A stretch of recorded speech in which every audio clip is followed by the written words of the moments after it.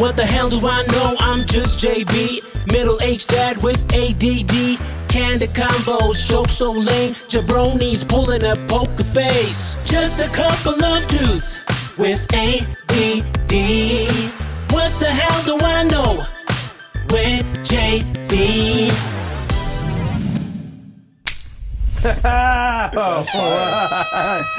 We back again for another episode, man. That tune's going to catch on. I'm telling you, it's going to catch on. But welcome to our Floorzz.com studio. I'm so excited about it. Again, Floorzz.com. That's Floorzz.com. It's like anything you want for floors, they got it. I mean, you want vinyl? Got it. Wood? Got it. Tile? Got it. Porcelain? Got it. They got it. They got it. Floorzz.com. Check them out. Thank you for the studio and the ability to be here. So we're super excited about it.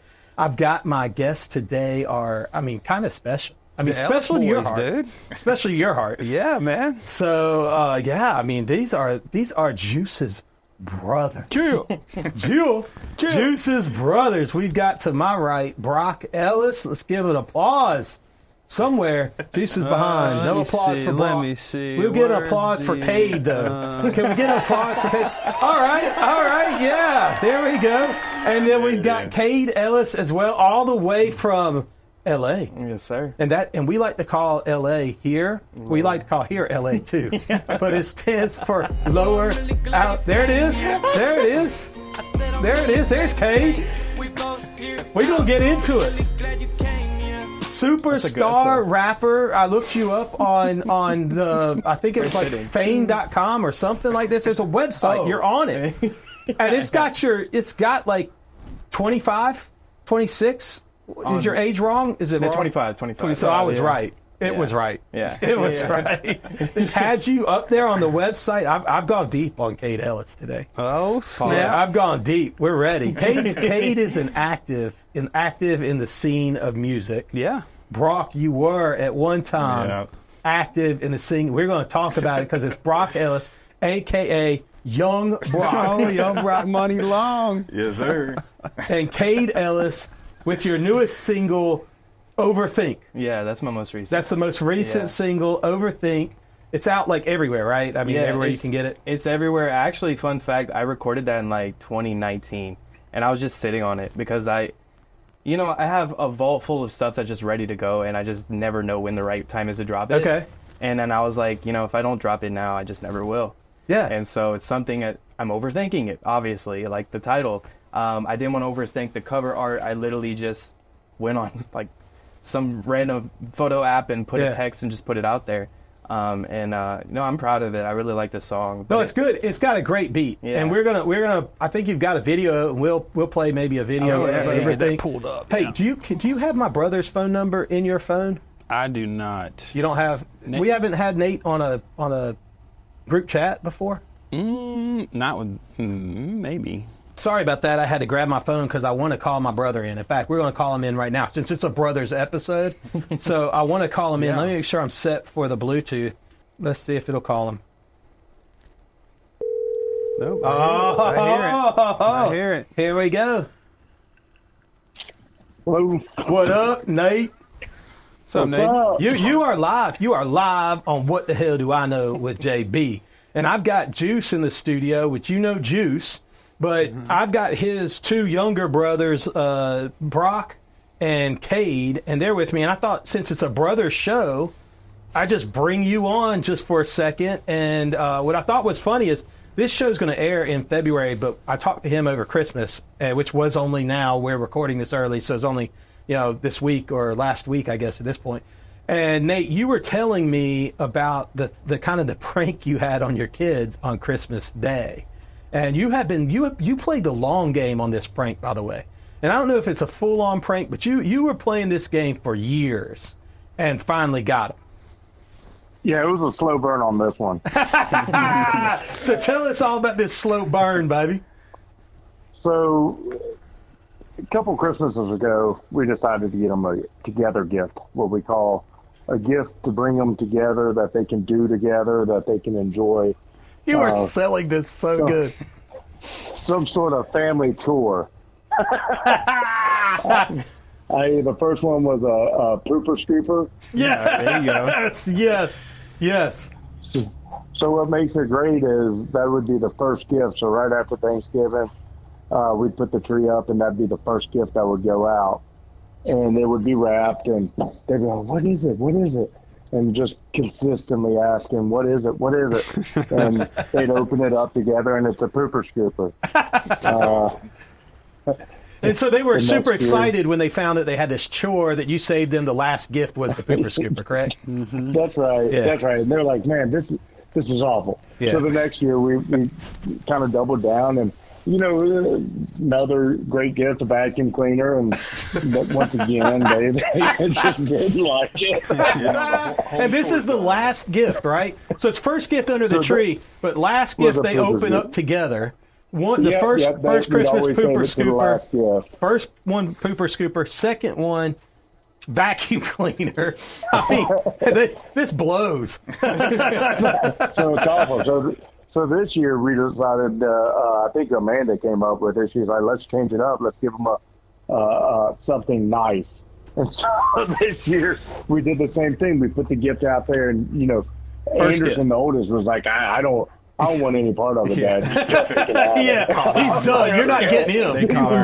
Yeah, give it to the second born, Dad. I don't want it. I was like, yeah, you sure? Sure. Hey, yeah, I'm positive, Dad. I don't want it.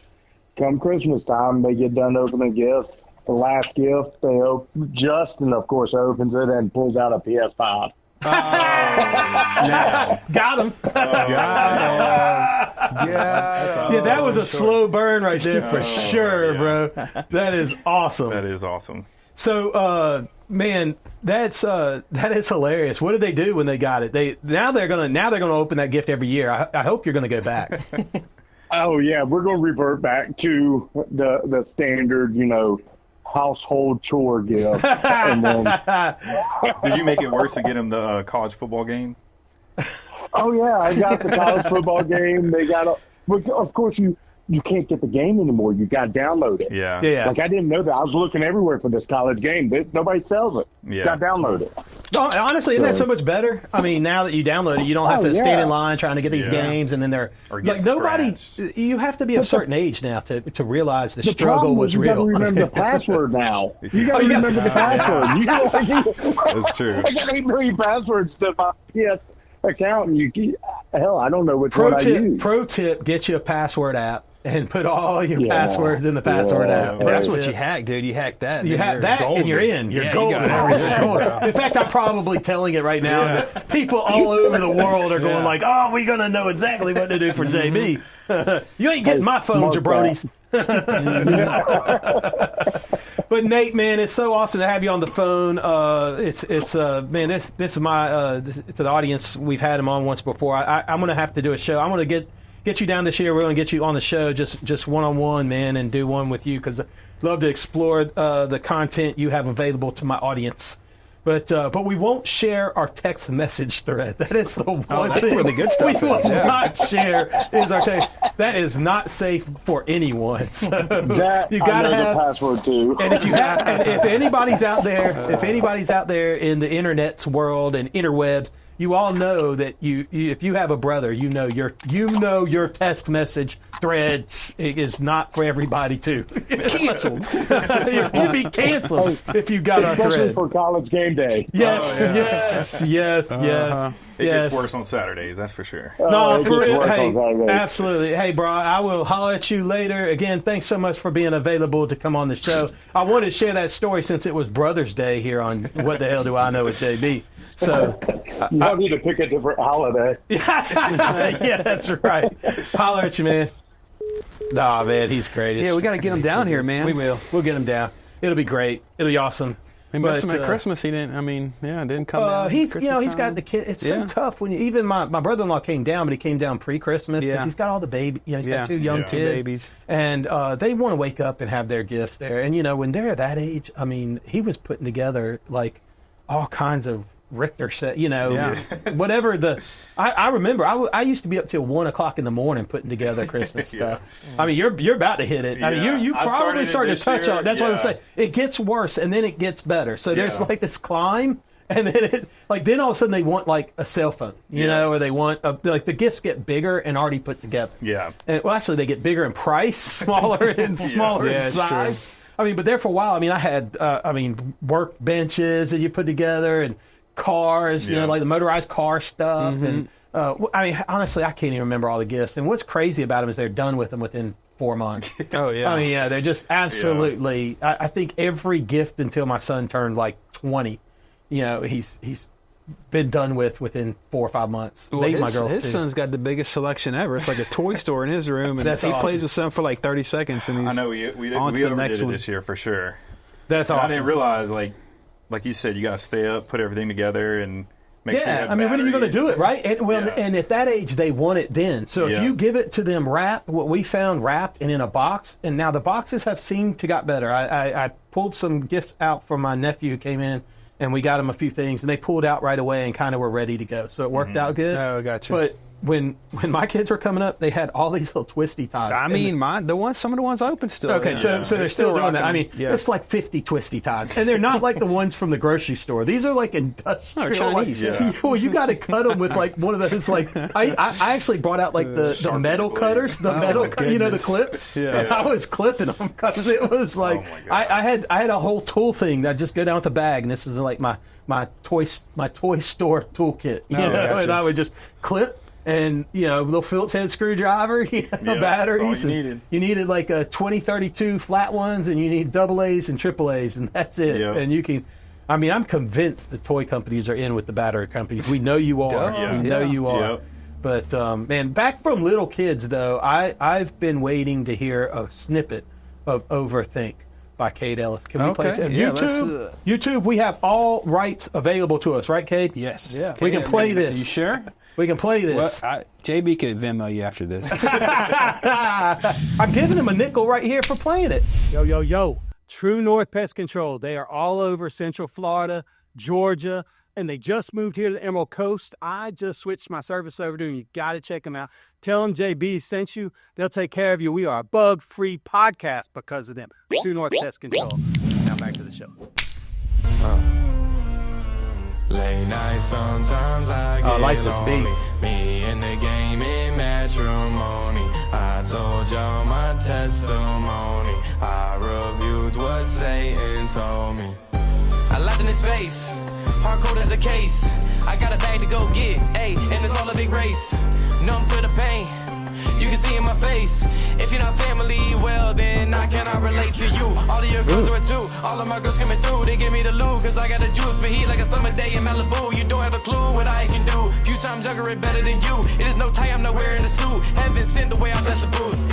I know God is watching for me. When I called, they would ignore me. Now these girls, they just adore me. Yeah, nice, dude. Cade Ellis. Let's go. Well done, man. You write that yourself? Yes, I did. That is sick.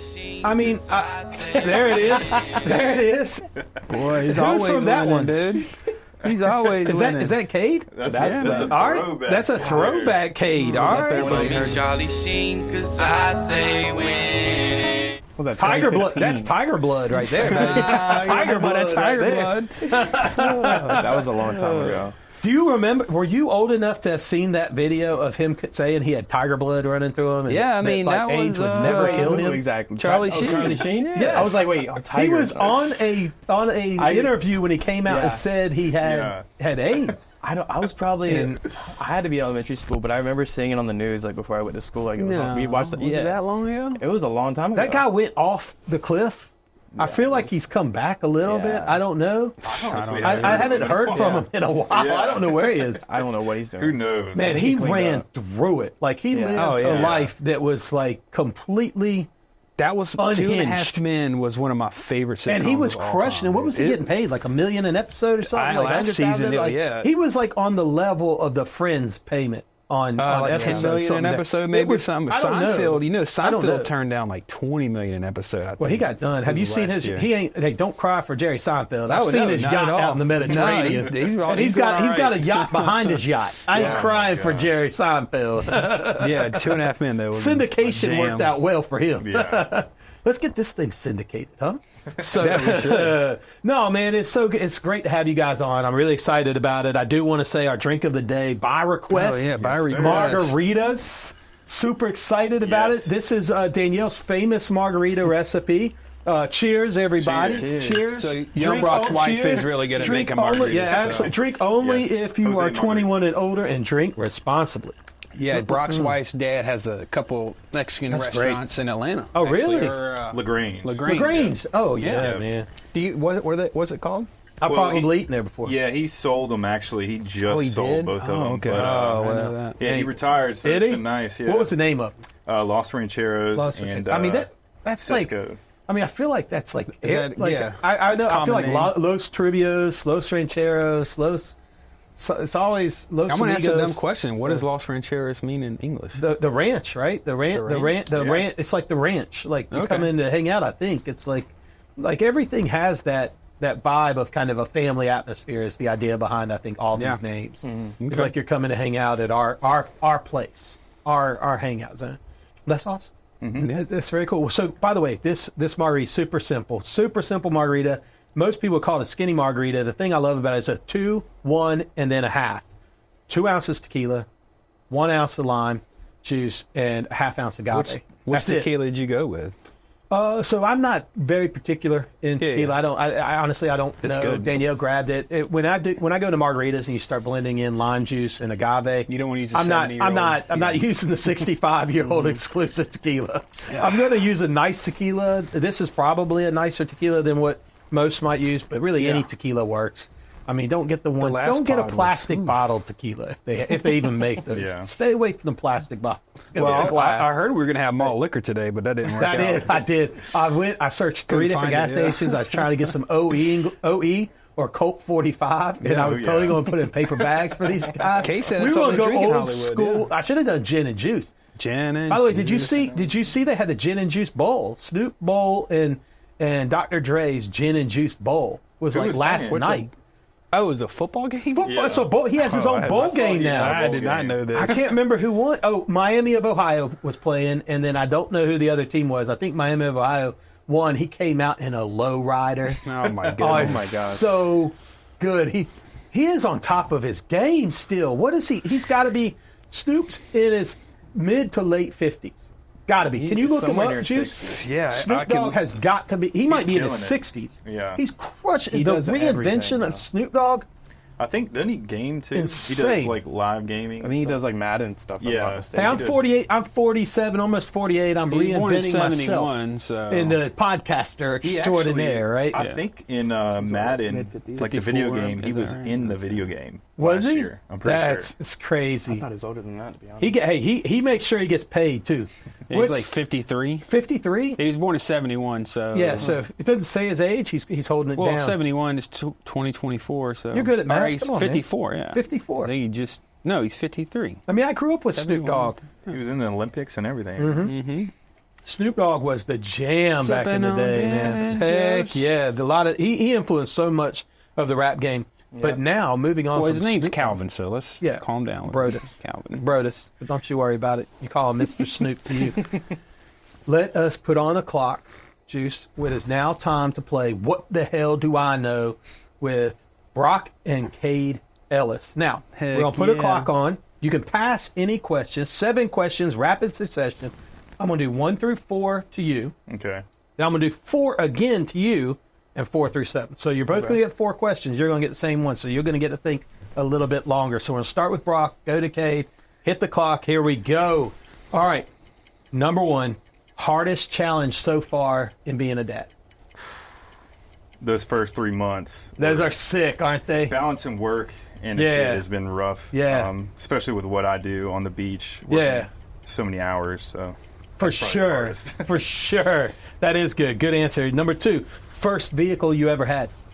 Ooh, it was a Nissan, or it was a Mitsubishi Galant. Ah, nice. I remember that. Green Mitsubishi Galant. Did it have AC?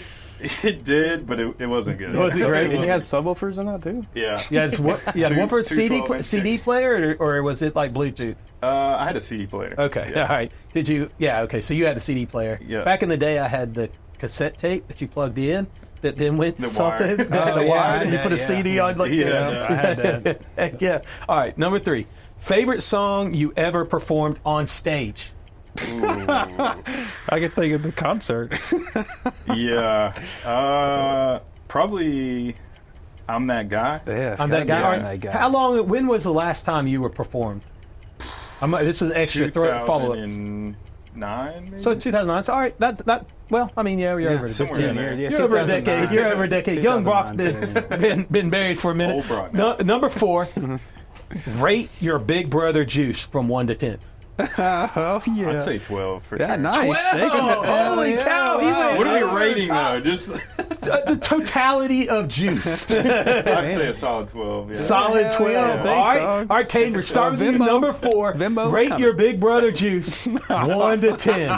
1 to 10. I give Cade way more shit than Brock. That's for sure. Yeah, that's all right. That's all right. I took the flack on when I got older. Yeah. I'd say like maybe like a 420. What a good one. What a good one. All right, number 5. Number 5. Most famous person you have met while living in L.A. That's Los He's met a lot, Angeles, yeah. L.A., not Lower Alabama, L.A. Oh, that's a good question. I would have to say, off the top of my head, maybe Paris Hilton. Paris Hilton. She's still pretty popping. So She's when you doing met good. him, when you met him, I mean, we don't know really. Well, there was a videotape. So That's a chick. So when you met Paris Hilton, like we're talking like you got coffee. All right, we're gonna come back to that. Next question. All right, number 6. If you had one meal to have again, what would it be? Anything seafood. So Anything like, seafood. I come down here, I get Cajun food because you Crush can't it. find anything like Right. it. So like Is the seafood good in LA? it's not the same. It's not the same like, here, they have man. very few Cajun places because for some reason they can't stay open. Yeah, sadly, yeah, which yeah. I hate because I love like gumbo. I'm obsessed with Okay, gumbo. I yeah. have to say, Gumbo. Yeah, gumbo's really good. All right, number 7, which we did gumbo Christmas Eve. My wife kills gumbo. Oh, my gosh. Number 7, all the ladies want to know: are you single? Of course. He's single. All right, gotta- there we go. I gotta, There you we go. know. You guys are off the hot seat. Incredibly done. Well done. Excellent job. Very easy. Follow up on Paris Hilton. How did this go down? Were you like getting coffee, or did you have like an interaction that was greater than 10 seconds? So I actually went out. It was back in 2018. Okay. When I first got to LA, I got one of my buddies invited me to a party. He just had produced a Netflix movie, and so she was in the movie. Yep. And so I went over there, and it was like a big house that they had. I guess they rented it or someone owned it. I'm not really sure. And she was there. She was promoting her new VR line. She was doing like a virtual reality headset. And Oh, so wow. Okay. she was like in the room, like doing all that. And then he introduced me to her and was like, "Hey, this is Cade." She was super sweet, like super very, very quiet. Like Yeah. it was. And then we casually just like said, "Hey, what's up?" We took a picture together. Oh, and that was nice. pretty much it. Like Nice. I think I saw her a couple times throughout the night. Exchange but- information? Yeah, no. I don't go that far. You can't be like that when you first meet. You No, gotta- it's tough. Yeah, no. you gotta I'm establish totally connection. 100%. It's Yeah. got to be real. Yeah, It's got to of be. course. It's got to be real for sure. I mean, but that's a nice interaction. Sometimes you interact with people that you meet, like you're somebody. And I'm not saying you look up to Paris Hilton, although you may. I don't know. She What the hell do I know? ran She's got. reality She's for got. so She long. did, Yeah. and she understands brands. Yep. She understands how to capitalize They're on the coming moment. back out the show, Yeah, right? they Yeah. just did, didn't they? Yeah. She understands how to like it. capitalize on the moment. I mean, that's Yeah. like honestly, I give a lot of props to the Kardashians. I mean, I'm sick of She them. made but the I mean, Kardashians. I Yeah, mean, 100%. Kim was like her best friend. 100%. Yeah. And Make so a you've got video. these, You'll be famous. but how to capitalize on a moment. Yeah. Like sometimes when you get that moment, you don't know how to kind of capitalize. You're the hawk to a girl. Kind of capitalize on it. She's got that EFT thing may set her back. You can also be canceled kind of quick in this culture, so you've got to be really careful there. But it's that's pretty interesting. I've met a few people. I've met like Joe Theismann. So for instance, we were at there was a restaurant grand opening here on 30A, and I guess he has a place down here, and he might have been a small Yeah, he investor does. in the restaurant. And so he was at the opening, and I remember looking over, and Fat Brandon, who's not here, one of our co-hosts, said, "Hey, I think that's Joe Theismann." I was like, "No way! I mean, Joe Theismann?" I turned around, sure enough, he's smaller than what I thought he'd be. Of course, I think back then you didn't have to be, prototypical. Well, even now, the prototypical quarterback doesn't necessarily have to be 6'3" anymore, 6'4". Yeah, But he was under 6, 100%. and saw him, and I went up and talked to him. And crazy enough, I grew up in Maryland for a little bit of time, about 3 years, 4 years, when I was 4, 5, 6, 7 years old. And it was during the time he was the quarterback, and they were winning all the Super Bowls, and it was the Hogs, and I had a picture of me with the hog nose and 5 years old with the helmet on and all that, and I showed it to him, and I had such a great interaction with him, but I didn't ask for his contact information either. But it was a great. Sometimes you could be a letdown with a guy that you've kind of idolized as a kid, and then you turn out he's like super generous with his time and super nice. And we talked for, I mean, we probably talked for 15, 20 minutes. Had a great conversation. It's the best times is when like they're actually who you think they are. Or like, you want them to be. Who you want them to be. It's right. Obviously you don't know like behind the scenes how awful they could be. Right. But it's like, when they actually take time and because for all they know is you could be just some random little tourist or a fan 100%. or something. And so it's like, so it's really nice when you get to, I mean, I've had a lot of different experiences that I can't even like. Yeah, you've met a lot, of I imagine B-list just walking on the celebrities, street, you're bumping into somebody. Yeah. I mean, one day I was literally out at an office in Hollywood, and Glenn Powell literally just walks up and asks for, "Hey, where do you know where this office is?" And I was like, "I know you from somewhere." Yeah, like, that's the guy at Twister. Yeah. I didn't know his name, but I know who he was when he told me. He's like the next Tom Cruise, pretty much. Like, so I can't think of who the guy was, but I met him in just downtown Atlanta. I was going to get lunch somewhere, and Atlanta's now become kind of the Hollywood of the East South. Coast. Yeah. South, they do a lot of filming there. Yeah. Well, they gave that tax credit to Hollywood, and so they're it's now the like second or it's the third film. Most film locations in Atlanta. It's a huge spot. I've got a buddy that he's become kind of a. You can be an extra in a lot of stuff, but then you be like a paid extra, right? Okay. And I have a buddy that really has. I mean, he's kind of this paid extra, and he's on just in like a bunch of everything. Stuff. And in fact, one year his kids for Christmas gave him a movie poster, but they had like cut in all the frames of all the movies he had been in that year, and it was like 40 different shows and movies. And he's a prominent extra in the sense that sometimes he could have a line, but it's kind of like, emergency stat or whatever, but he's a little bit more than just like, a body in a crowd, and but you can get into that work in Atlanta, and it's been kind of interesting for him. I think it's kind of created this second career for so shout out Brad Ellis. So absolutely. Oh, I know Brad Ellis. Yeah, his last name being Ellis, that's so crazy. I went to high school with a guy named Brad Ellis. Yeah, shout out Brad. Crazy. Now Brad's a little older. I mean, you meet famous people here a lot. Well, this is the Hamptons of the South. So a lot of sports, a lot of athletes, because they do the SEC convention every year at Sandestin. So there's you see all the coaches. I mean, it's all the coaches. I actually met Jameis Winston on Sandestin's beach. Yeah, James, I remember that. He had crab legs, though, didn't he? It was right after? I think it was right after the. But he had crab legs on the beach too. It was actually. But this is before he won a title, wasn't it? Yeah, this was actually right out of high school. Oh, so he came down to the beach and. Did you know who he was? Well, it was him and his girl, and what about? I didn't know who he was at first, and then one of the guys at work knew who he was and told me, and I talked to him a little bit, and he was like, "Yeah, I'm going to play for Florida State." He was real quiet. Yeah. But then I remember it was like a couple months later, the first game we played Pittsburgh, and me and him were sitting on the couch watching it, and we looked at each other. We're like, "This dude's gonna win the Heisman." Dude, he went 25 of 27. He's an insane athlete. Insane athlete for sure. Not his insane fault. athlete. By the way, if we could ever interview Jameis Winston, my God, I love his interviews. Oh, I absolutely love his interviews. Yeah, I would love to have him on last summer. He was working. We just got to keep working that angle. That would be insane to have Jameis Winston on. It's so good. A picture with the Reacher guy. What's his name? He's from like Niceville. Yeah, he's from Niceville. Yeah, so he's from the area.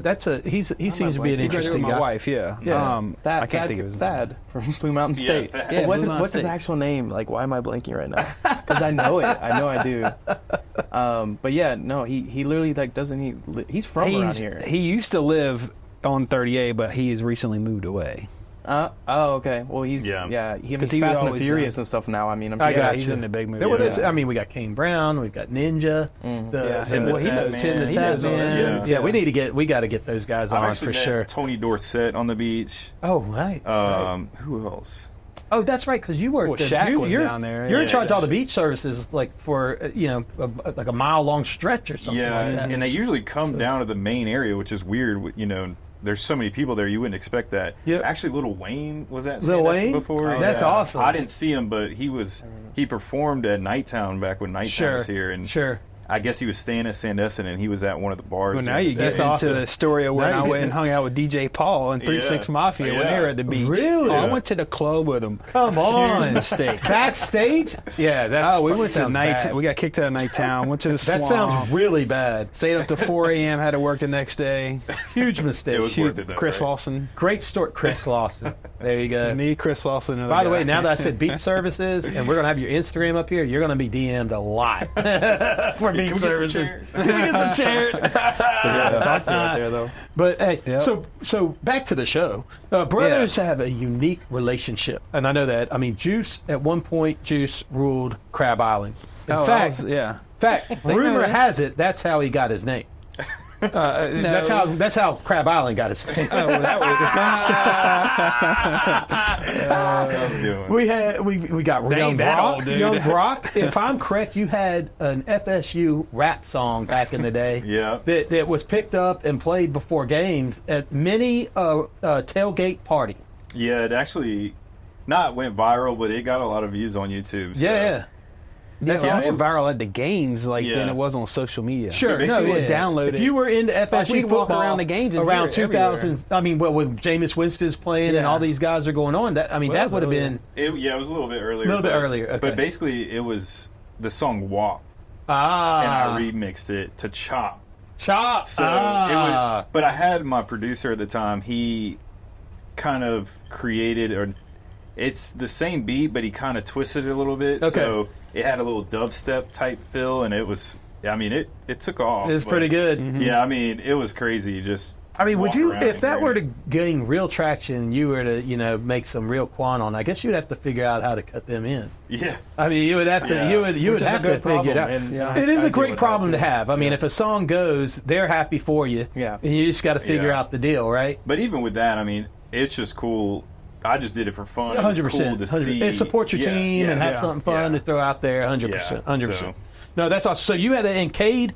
You had some accomplishments as well. I mean, Juice with Crab Island, Young Brock with the Chomp song.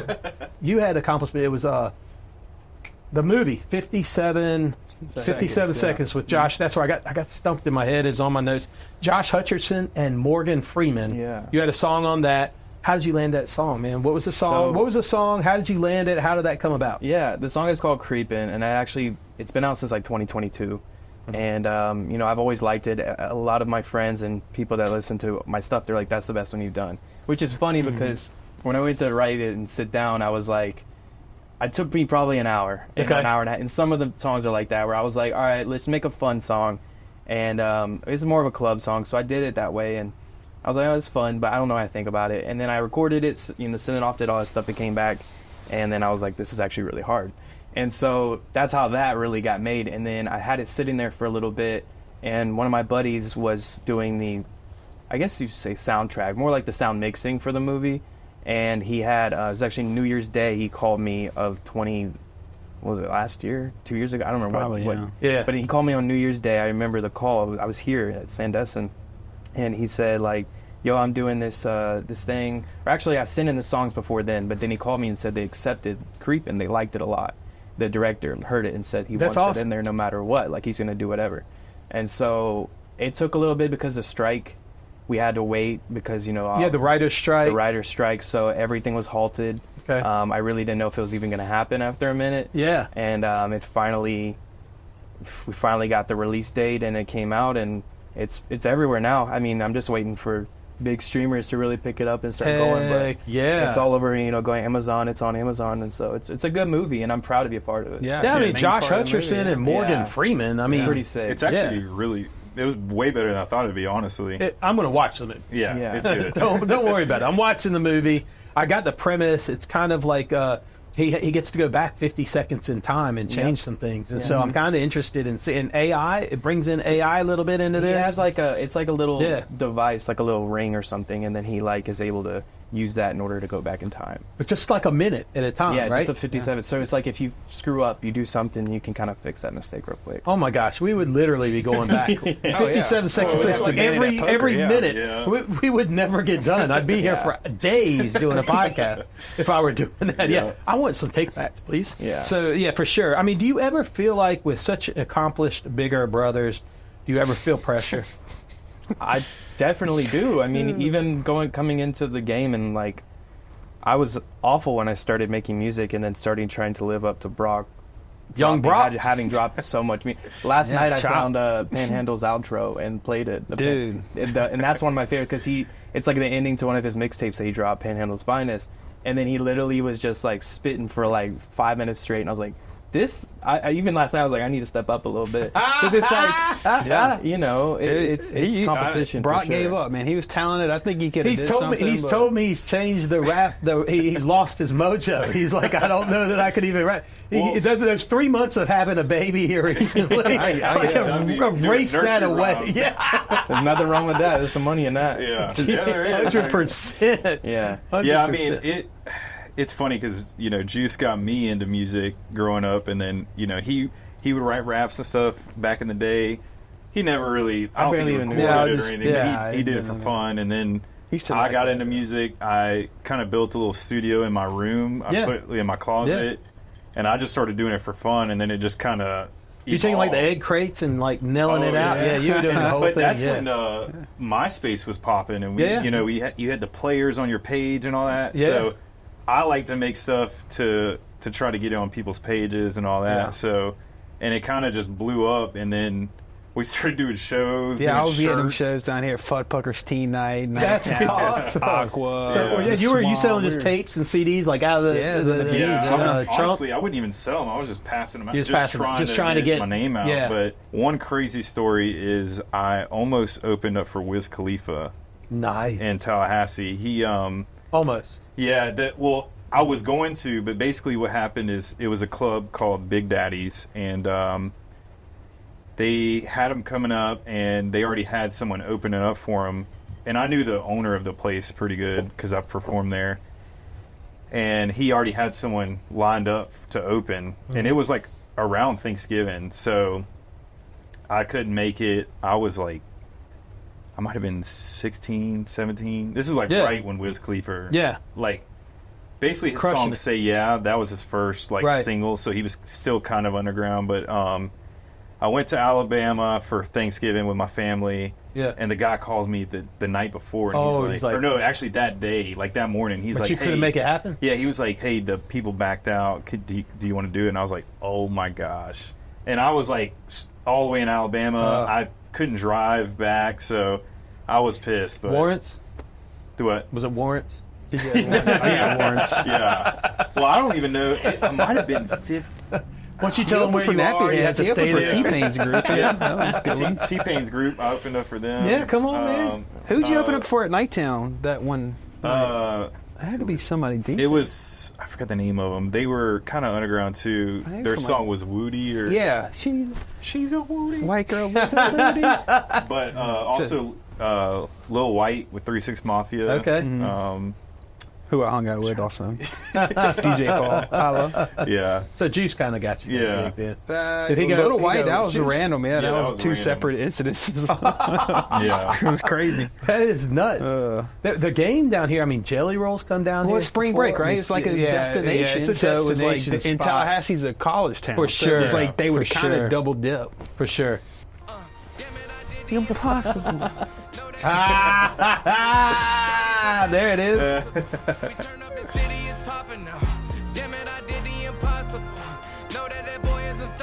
This is a new Florida State song. Yeah. Is it? Yeah. Well, you know what's Whose song is this? You know what's not funny about this? Whose song is that? Cade. And it's a new Florida State song? Well, he dropped this, and then Jordan Travis broke his kneecap. I was gonna push it. Like, I had a whole Literally. plan. Well, I made like a It video literally was the same. with Florida State's footage from the whole year Oh, no. to his song. And I think I think it was a week before, so 2 Yeah. weeks y'all dropped it, yeah. and then that happened. It was like I dropped oh it like my mid-November, and it was like, can we make like it was about the playoffs with the video. That God. Yeah, he because did. we thought they're in the playoffs, you know. Yeah. They were doing really good, and Oh my then it God. just hit the fan, and I had a whole plan going on, like with putting Jordan, Trying to get it played in Travis as stadiums and all that. Well, yeah. I was trying. Yeah, I was Yeah. reaching out to FSU, trying to get them to kind of put even like if Jordan Travis really believed in the song and wanted to use it as like a social media post. 100%. Go ahead, Yeah, like, anything. go for Something it. like ESPN anything. plays it, you know, Yeah. before the game starts. But Oh it my just gosh. didn't work out, and then well, and then now, I mean, apart, yeah, that's good. it sucks. Well, we're not going to talk about that anymore. Hey y'all, new customer of TruNorth Pest Control here on the Emerald Coast, Central Florida, Georgia. You got to check them out. Yeah, they get rid of all the unwanted pests in your house, including termites and mosquitoes. Tell them the jabroni sent you. Back to the show. Yeah, we were talking earlier about Cade's song on Creepin' on Fit. Do you have that pulled up, Juice? Creepin'? Yeah, right here. Oh man, let's hear it. That's great. Here we go. Here we go. Creepin'. Again, we have all rights to this directly from Cade Ellis. Is this the movie on the clip on YouTube? It's a lyric video. Okay. I do have the clip from the movie on here though, if that's better. But No. oh yeah, because there it is. It's on my mind.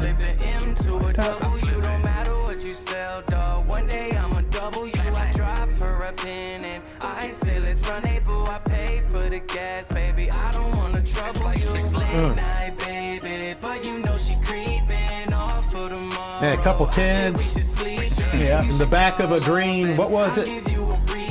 Gallant. This would bump. I had subs in my car sitting there, not anymore, but Yeah, I had a car that my sound system cost more than the car did.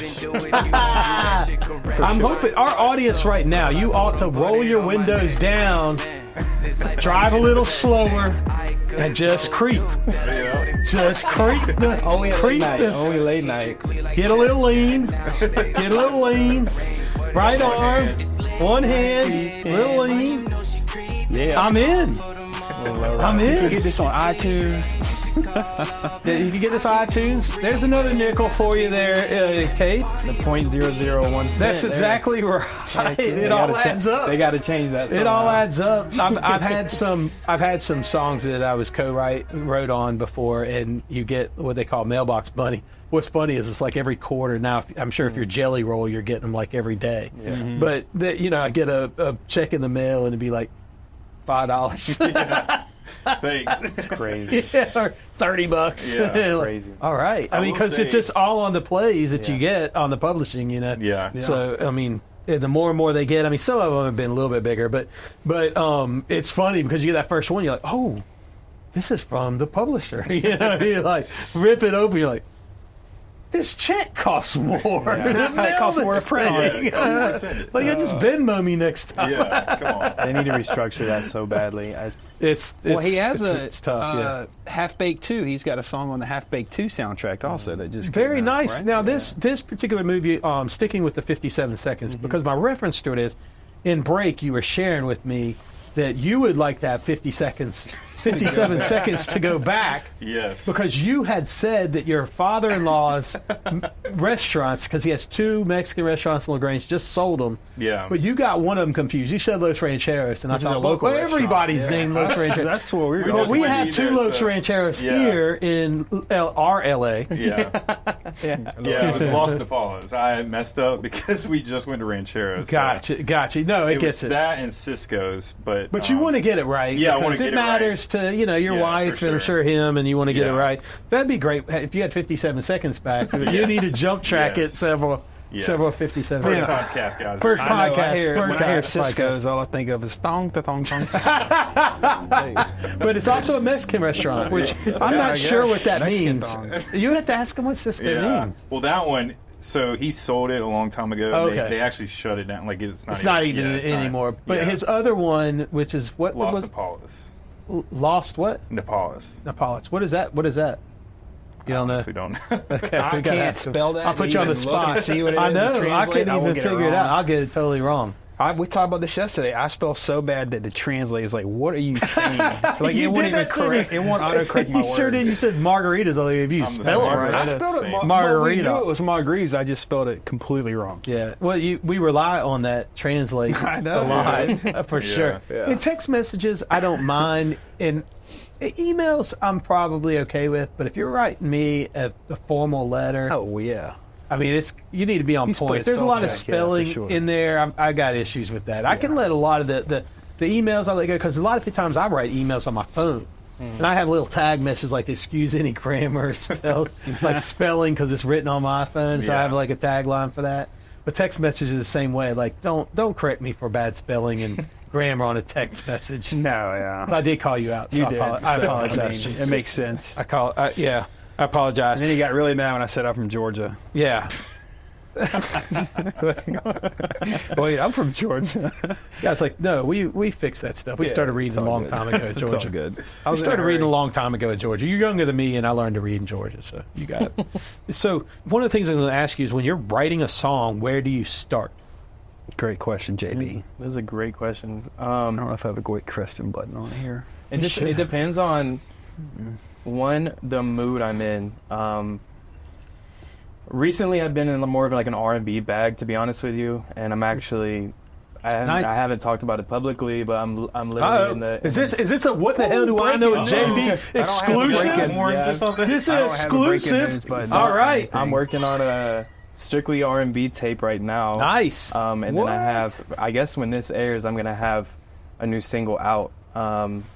I'm aiming for Valentine's Day. Very good. Friday So this will air. Yeah. Look at the play we're going to get. This will air the same time you got it dropping. I'm excited. We could have timed this better. I know. I'm excited for it. It's a different direction, and people I played for what I have so far, they're just like, this is really different and crazy. So it's like more of a love song. Yeah. But like when you say where I start, it depends on the mood. Depends if I want to be thinking about a girl and be in a mood of like either nostalgia or love, and have to kind of tap into that mindset. Do you feel like it's maybe where you are in your life right then is how you're writing, or do you feel like you're going into past experiences, or both? Both. So it's really about your vibe for then, how you're feeling. Exactly. Yeah. I think I can put myself in a different state of mind. Also, movies, TV shows help me a lot because I'm an empath. So it's like, when I people might give me shit for this, but it's like, I cry at a movie, bro. Like, I'm not ashamed of that. I love it. I think men need to be more vulnerable. I'm in. I'm down, man. Because I feel what they're feeling on the screen. Like, I don't know why. I just am able to connect with them, because it's like some reason maybe that connects with something I've gone through. 100%. Well, that's the great thing about, but that's the great thing about stories, right? Yeah. I mean, it's the same thing. I mean, if you've ever been inside, so like one of the best churches I know to do it is North Point Church in Atlanta. They're run by a guy named Andy Stanley. His father had a church in downtown Atlanta, Charles Stanley, and in fact, the audience that watches right now, the older audience is going to all remember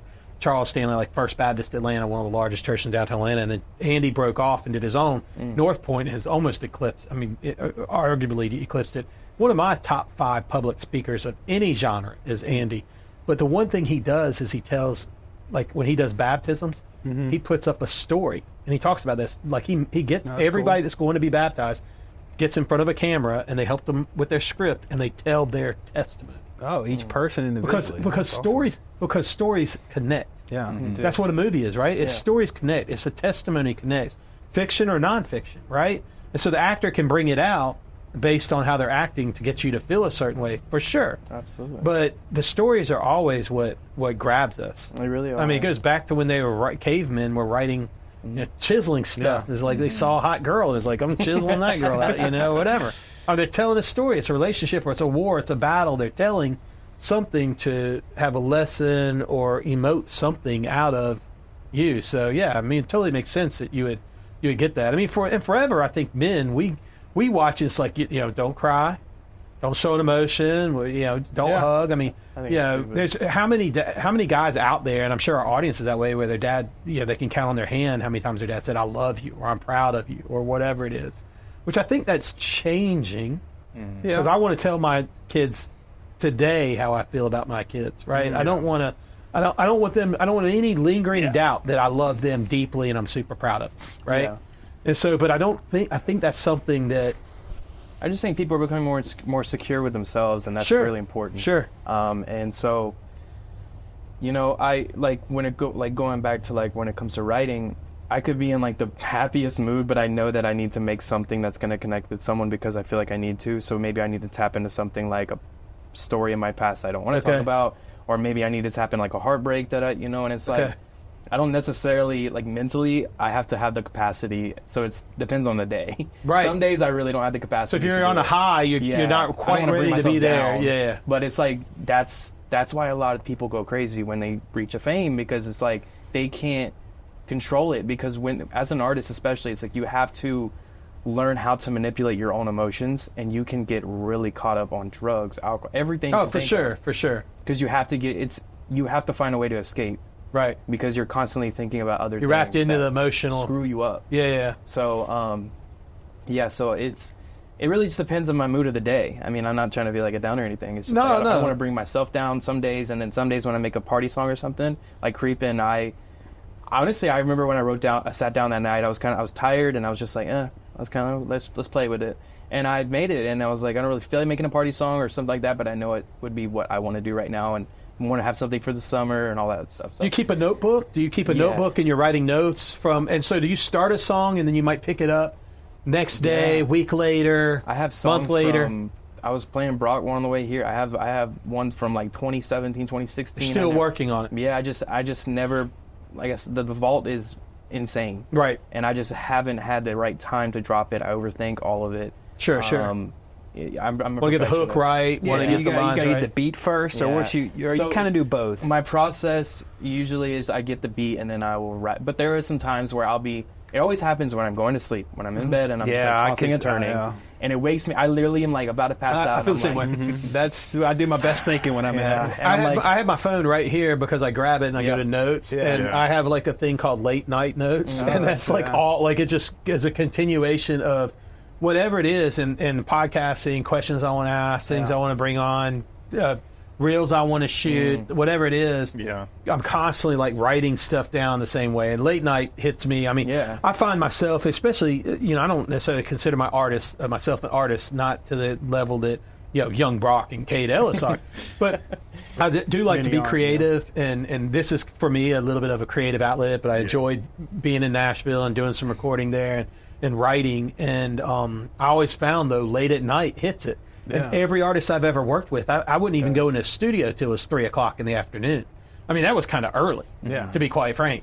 That was like the early, because it's just, everybody was sleeping in, and then, it's like, hey, do you want to go get some breakfast? I'm like, dude, breakfast has been over since, like 10. It seems like creators in general are like that. A lot of them are. There's just something that juices. You work better at night, Maybe it's less distraction, too. You're in with your own thoughts, right? Everybody else is during the day, and so you've got all that interaction you're coming across with that can jam you up. And so when you want your thoughts clear, it's tough. You know? I just think, and I think it's also very hard on you mentally after, I was watching Brock and Katie, his wife, we were watching last night, T-Pain he'll sit on like Twitch and make songs from scratch, and he'll just do that every night. Yeah. And he'll be live, like I follow him on Twitch, and it's like, he'll literally go live and he'll be live until like 5 a.m. That's crazy. And I'm like, he does it every night. Yeah. He's got a family. I mean, he doesn't need to prove anything to anybody, but he's a workaholic. He loves to work. Yeah. And I appreciate that and respect that about him, because it's like, T-Pain is. Well, every single artist of any genre, so whether you're, let's say, an announcer on college football, or you're, like The Rock, for instance, WWE. I mean, that guy is a workaholic. Yeah. Right, he's all over the place. You see Instagram, and he's in like Iceland, and then like the next day he's like L.A. Yeah. I mean, he's just constantly working and promoting and getting it, and he's super smart business guy as well. Obviously, I mean, he's now on the board of TKO, which is the parent company for WWE and UFC now. So I mean, this guy is like he's obviously crushing it. And by the way, The Rock, if you ever want to come on to What the Hell Do I Know with JB, seats open for you. So might have a live audience. You never know. Hey, he might show up here on the Hamptons of the South, baby. You never know. Want to put some Terramana tequila out there? We'll have it. Go. In fact, we don't know that this isn't Terramana tequila in these margaritas here, Rock. Cheers. Here's to the Rock. But yeah, so. On. For sure, like writing, I mean, do you find, I saw a thing on, I think it was Eminem, they were interviewing him, and I mean, for me, Eminem is like top notch up there as far as the game, like lyricist, and I mean, all of it. And I think his beats are really good. I think he's reinvented himself really well and stayed on top of the game for for long, and I know other people have. I mean, I just grew up. I feel like with Eminem, and he's up there. But I watched an interview with him where he was talking about how he hates how words don't rhyme, and he just kind of changes. He just like orange. He just makes orange sound differently so that it works in his lyric. Do you find like he literally read the dictionary every night? I don't know if you is that real? That's true. No, he literally would be up every night and read the dictionary. I don't know if it's like 20 minutes a day or something, but really? That's how he learned so many new words and know how to flip them. He's a genius with his craft, and I really like Eminem. I mean, he has reinvented himself so many times. So many times. And, you know, I Not Afraid era, you know, the whole Recovery. I mean, that album was very special to me because I was probably 5th or 6th grade when that was 2010. Yeah, so I was probably 5th or 6th grade when that came out. And I remember, like, that was right around when I started rapping and, like, trying to... I obviously don't want to sound like... I want to take inspiration, but I don't want to, like, copy him in it. Right. Yeah. But he was super, like... When he did that, he did a Bad Meets Evil with Royce da 5'9" collab album. And it was super freaking, like... It was amazing. What was that? That was Juice. Young Brock. Hitting a button? No, that was a phone ring. Oh, was it? Yeah. So you had... Danielle and I, not you. Danielle and I were watching a Chiefs game the other day, and she saw Travis Kelce break the record for most catches for a tight end. Okay. Ever in the history of the Chiefs, probably, or he had to be Tony Gonzalez. Tony Gonzalez, yeah, 100% had to be Tony. Had to be Tony Gonzalez. But he broke the tight end for most touchdown catches or something or whatever, receptions, whatever it was. I think it was Thanksgiving Day or Christmas Day. No, they played Christmas Day. Maybe it's just Christmas Day, maybe. Here recently. And it was so funny because she said something to me like, so is Taylor Swift at the game? And I was like, no, I don't know. I mean, I said, I really don't know. I was like, because I was like, I'm sure they're probably not still together. Because I don't know. We love Taylor Swift on the show except for Juice. Except for Juice. We, except for Juice, love Taylor Swift. I mean, talk about hard worker. Yeah, I mean, you got it. I mean, she's crushing. She's been on the same tour for like 3 years. First artist to become a billionaire solely off of her music. Yeah, that's insane.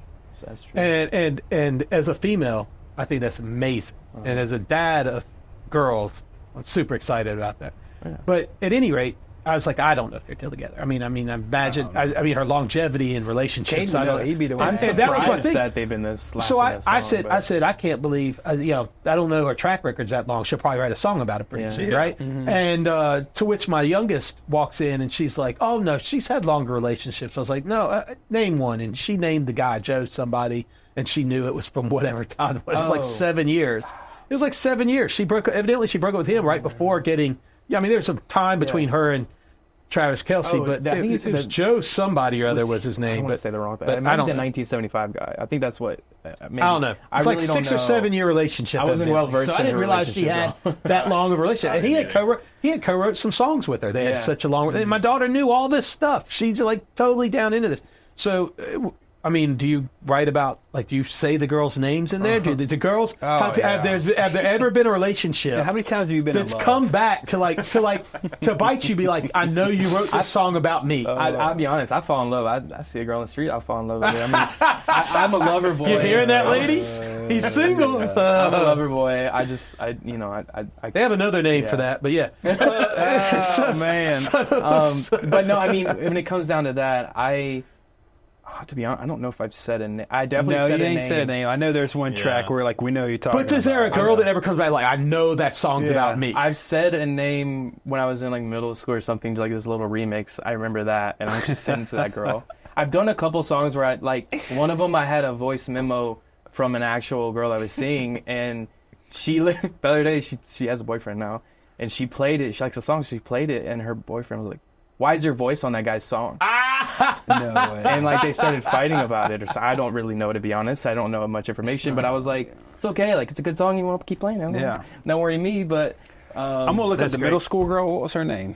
I'm gonna see what she's doing today. I ain't gonna do that. We're gonna go back in time. We don't need to do any of that. I've had a couple different things. Like I've had. There was one time I'm a little petty, and I it is what it is, but like you can apologize here now. Mm-hmm. Yeah, I mean, there's a couple. There was one that I feel like that. You want 57 seconds? 57 seconds. I need that. Oh, there it is. What is that? That's is that a hawker? I Is that Photoshop? It's when I went to Vegas. It was like literally like a year ago, Thanksgiving. Yeah, that's a nice one. That's a nice. So, But well, I wanted to finish that. Yeah, tell us. yeah, there was don't let Juice distract kind of the you. one that got away in Tallahassee. Like if I would have stayed in Tallahassee and not had moved, which I was kind of scared to be honest. Like I really liked her, and like I just feel like if I would have stayed, it would have held me back. Is she with somebody now? I think so. She unfollowed me and everything. I don't really know. Should we look her up, or should we give her a shout out or anything? She might even be. I don't want to know what she's doing. We're not giving her a shout out. But Right? Not on this. I had taken one of the Instagram pictures and like did like a little. I did like a little. Can't wait to hear this. I cropped the sky in it, and then I've used it as an artwork. Ah, okay. And so I felt like it was kind of a hint to be.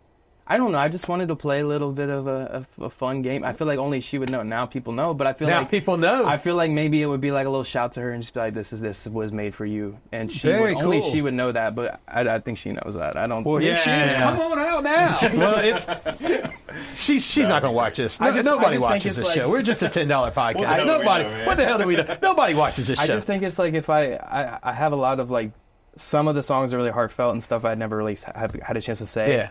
And so it was never like a disrespectful thing, and it was always just like a matter of like this was for you and only you would know it. Yeah. And it was kind of like a little. So token you've for- never had a diss track then, really? No, I can't. Not Because towards we need to not get you. for We a need to or get you anything, no. involved in a diss track with Yeah. another rapper Oh, yeah. somewhere. I feel like I mean, I Young feel Brock like had a that's what diss we need track. to do. Oh yeah, 100-bar disc. Oh yeah, the 100-bar disc. We got. It was on Could we Eminem get? beat. You start like, Wasn't it? No, it but was, you don't need to go off on somebody that like is known to carry weapons. So we need to find like somebody that's Justin like Bieber. chilling. Bieber. I could never. I love Justin Bieber. I He like is amazing. Justin Bieber He's a too. fan though. He's boy, incredible. or whatever you I call like it. Justin Bieber too, though. I'm a big Bieber fan. He's I'm a incredible. believer. So I like it. Bieber He is believer. incredible. Yeah. Yeah, he's done a lot of great things Yeah. for sure. Boy's the And he's man. he's trying to get his life right too, and he's kind of gone off into the sunset a little bit, becoming a husband and now a father, and so He is a very great person to look up to, especially I feel like right now in terms of being surrounded by. He goes to the same church I go to actually. Oh yeah, what church do you go to? It was called Church Home. It's in Beverly yeah, Hills. yeah, with Judah Smith. With Judah Smith. Yeah, I don't know I if love wanna Judah. Put that out because they Judah's- might try to have fans go there or something. Yeah, but No, you Kanye should. went. Everybody Yeah, should Kanye go in come and there. check out Yeah, that of church, course. man. Judah Smith is legit. Judah Smith is like so good. he is so legit. He understands grace so well. Great speaker. If you aren't following Judah Smith, if you are on the sidelines of figuring out faith, and you feel like you don't know a safe place and a person to look to and what to watch, and you should follow Judah Smith and check him out. I'm telling you, the guy has what he's posting. It'll blow your mind away on how he understands grace and less. Like his judgment zone is so low. It's like he doesn't start with judgment; he starts with grace. He's easy to listen to Easy. for everybody. He's I feel like. great. He's incredible. I've done a lot of Bible studies with Judah Smith. Judah is an incredible. I would encourage anyone to follow Judah Smith. He's great. It's cool that you're going to his church there. Yeah. Which he's in Seattle, though, right? Yeah, in so Washington. So this is a satellite church, right? No, they used to do. Yeah, they used to do. Before COVID, they did every week. Okay. He would fly. He'd have Sunday at Oh, he'd Seattle, come in he and would do it. fly in on Wednesday. So is he coming in and doing it And so still? now he does it once a month. Once a month he comes And to your church and is live, your campus, and then Yeah. streaming to his home campus. Yes, exactly. And So, but are you getting his live? Whatever Yeah. he's doing in Seattle, you're getting there. No, and on Or you day Sundays, behind? I just go. It's like a Wednesday night. Oh, so very for cool. example, he'll Oh, do like awesome. a Wednesday in LA, and then that's what we used to do. But now he just does like a Wednesday at the end of the month or something. And he's their person, and it's very like one day Bieber literally walked Judah's up to like stage his and performed. And Judah's like worshiped his music. like spiritual advisor. You could argue He literally ordained them for the wedding. So yeah, they're like very. They got the same tattoo as like better, better tomorrow or something is Right, like the yeah, tattoo. I maybe remember sure. seeing They're it. very close, though. They are close. He got close with Carl Lentz as well, which he's got a comeback coming right now too.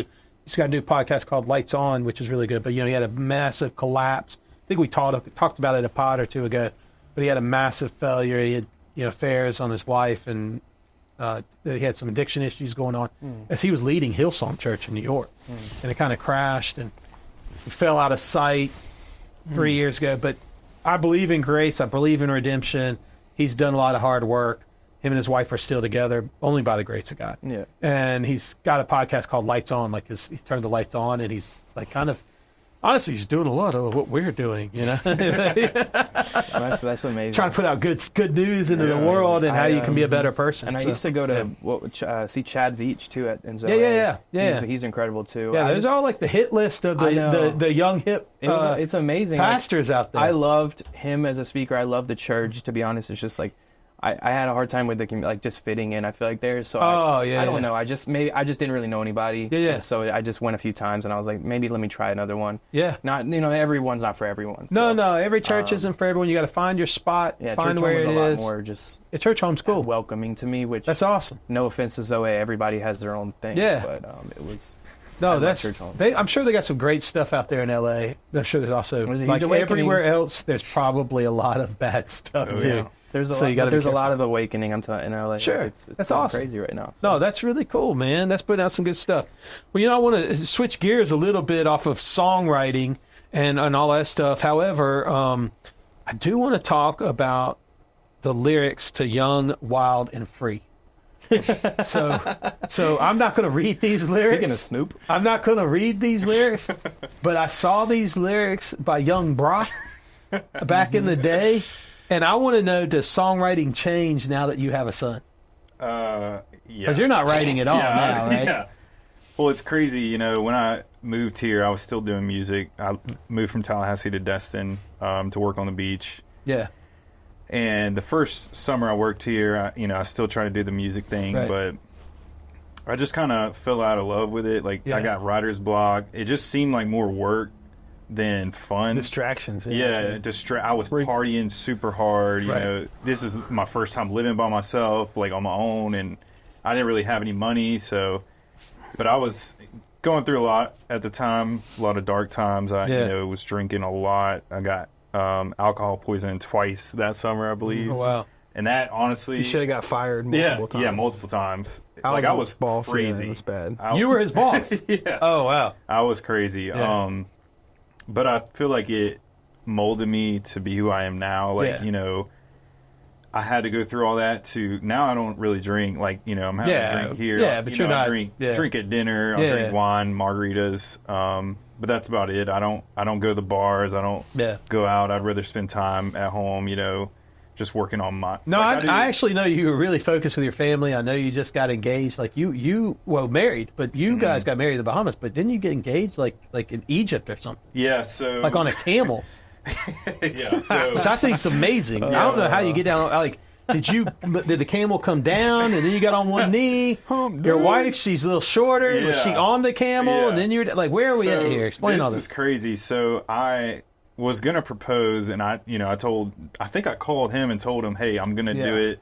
We're going to do it. Because he asked me, because I did it. I did it also in Europe. So it was like traveling with the ring. You got engaged and are married. I felt sketchy going to Egypt with a ring in my pocket the whole time. I was like, are they going to check it? How are they going to do it at the airport? He was going to check bags. Like, how should he sneak it in, basically? Gotcha. But did you have to sneak it? Well, just put it in your carry-on. You never check it. Yeah. Like a ring, you don't check. You carry it on. Well, I didn't want them to pull it out in front of her either. Like, Egypt's crazy. So is it really? Okay. Yeah, the airport is crazy. You know how they smuggle drugs into the jail. Yeah, you could have done it that way too. It's very sketchy.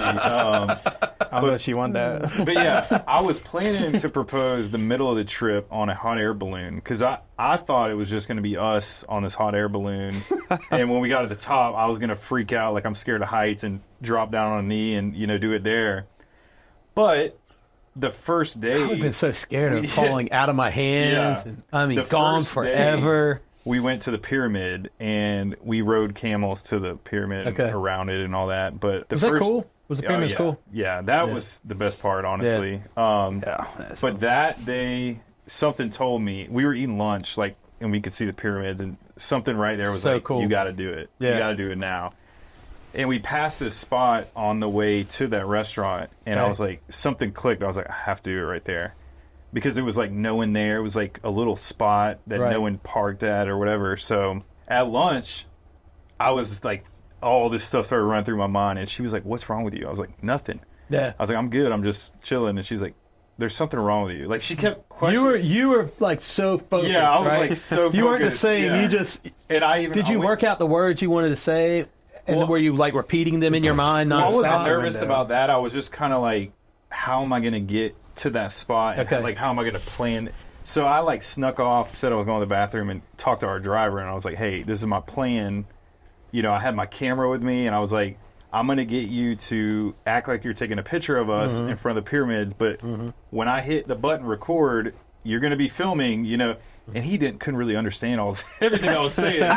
So I'm sitting there. We finally leave. We go to this spot, and on the way, I'm like, yeah, you know, I told him I want to stop here to take some pictures because this spot looks so cool. And I was doing a little video for our trip anyway. So we get to the spot. I hand him the camera, and he's sitting there messing with it, and he's like, it's not taking a picture. I'm like, it's recording. Like, come on, man. Like, I told you it's a video. And he almost blew it because he was like messing with the camera. And I was like, oh my gosh, he's going to mess it up. So I finally get it going. And we step there to the side, and we're acting like we're posing like for a picture. And then she was like thrown off. She had no idea. And then I just dropped to the knee right there and did it. And she was like, what? And then they were excited, the driver, because he was like, we've never had this happen before. That's so cool. We got back in the car. They were jamming all this Egyptian music and stuff. They were partying. Awesome. And they were like, oh, y'all got to send us pictures of your family later. Did she know?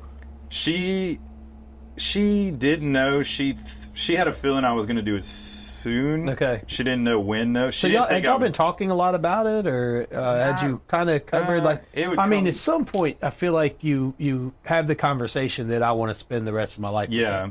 Before, even before, like you're dreaming or whatever. Yeah. You know? Did you feel like we talked about it, but I tried to play it down because I didn't want her to know. Okay. She knew it was coming, but she was thinking it would be like the next trip or later on. Like, she didn't know it would be that time, which I didn't even know. I was going to do it later. But it's crazy because I feel like God was speaking to me and was like, hey, you got to do it now. Because 3 days later, she started getting sick, and we found out she's pregnant in Egypt. 3 days later. Gosh, that's when you found out. Yeah, so she was 3 months pregnant and we didn't even know. Holy cow. Did you do the hot air balloon? Yeah, we did. So you did do it. Okay. So, but when we found out she was pregnant, we had to take the test, and it was like in Egypt. Yeah, nice. So we had to get our driver to get it because we were like, I don't know where, where to go. So because she started throwing up every time we would eat or whatever, and it was weird. And I kind of had a feeling, but I was like, oh, I don't know. So we took the test, and we were like, wow. We were both shocked. Is it still a line, or is it like in Egyptian? It's like hieroglyphics. Is it like hieroglyphics? It's like baby belly or no baby belly. It was weird because we were sitting there waiting on the line, and it never showed up. And then you had to like slide this thing. Right. And once I slid it, and it said positive, and we were both just like, oh, we didn't even know what to say. Did you do another one? Well, we did. We took another one. We took two more when we got back here just to make sure. Yeah. But I mean, we did that with all of ours. Our third one was a surprise. We had one too many bottles of wine at my pastor's house on a New Year's Eve, and my in-laws loved this story because they were down here at their house, and we were in Atlanta, and my wife called and said, "Hey, we're not going to drive home." They lived like literally 1 block from where my pastor was or whatever. So it's like, we're just going to go to your house. We're fine. We just don't want to drive. And so we went to the house, and we stayed in their bed and did things that I'm not speaking about here on this podcast. Dang, Cade was worried about what he was going to say. Yeah. This is crazy. I can remember. Well, Sophia, our youngest, was born September 9th. I mean, do the math, right? Yeah. And so it's just so. I mean, September babies are basically New Year's Eve babies, you know. And in fact, I can remember going like, "Holy cow!" We didn't know if we were going to have a third, and God answered it for us. I remember my wife took a test. I think she took 2 or 3 to make sure. And I can remember being in a grocery line. And she had a pregnancy test. I was like, "Why do you have a pregnancy test?" She goes, "I think we're pregnant." And I was like, I was excited. She was a little nervous. I was like, "All right, let's go." And we just didn't know. Yeah. And if we wanted a third, and of course I'm super thankful that I have. Sophia's been a joy in our family, and we would not be the same without her. But it was just one of those things we just didn't know. We thought we might be done at 2, or we're going to have a third, and then it was like, couple bottles of wine later on a New Year's Eve night, and I was like, I found out like how all those high schoolers did it. You know, it's like, you got more news to break today for everybody? No news. You're holding back. I was gonna say, I was like, oh my gosh, do we have another exclusive? Another exclusive. Another exclusive dropping and a new baby dropping. But I'm glad I didn't do it the hot air balloon, because when we did it, there were like 30 people. Oh yeah. It's not just you with the hot air balloon. Yeah, because like the pictures were that misleading. Yeah, I was like, in Egypt they can mislead you there, and like Napa Also, and Nashville, it shows you that you have. I've done it in Napa a couple of times, and it's so cool. Hot air balloons, I think, are. If you haven't done one, it's super early. You got to get it super early. But like if you do them in like a really cool place, like I'm sure Egypt. Yeah, Napa. We did Napa over the vineyards and the mountains, and you get the fog coming off, rolling through early in the morning, and I mean, it's just amazing. You just pee off the side if you got to pee, or how's that? Well, you should go beforehand. Yes. But you're in with ours was compartmentalized into, I guess, six. It's like 3 sections. Yeah, 3 sections in each side. Yeah, and they kind of get you all weighted a certain way, and when they land, I mean, you're kind of crashing to earth. One of the balloons landed on someone's roof, and they had to go through their house to get out. We narrowly missed a house. Dang. One time we came over the top of it, and they have certain fields they can land in, because you can't land on a vineyard. Yeah, you crush the grapes, and I mean you're going to get sued. So they have vineyards but you're controlled by the wind to where you're going to go, so they don't know. And as this guy's coming down, I remember we went he goes, I can land right here.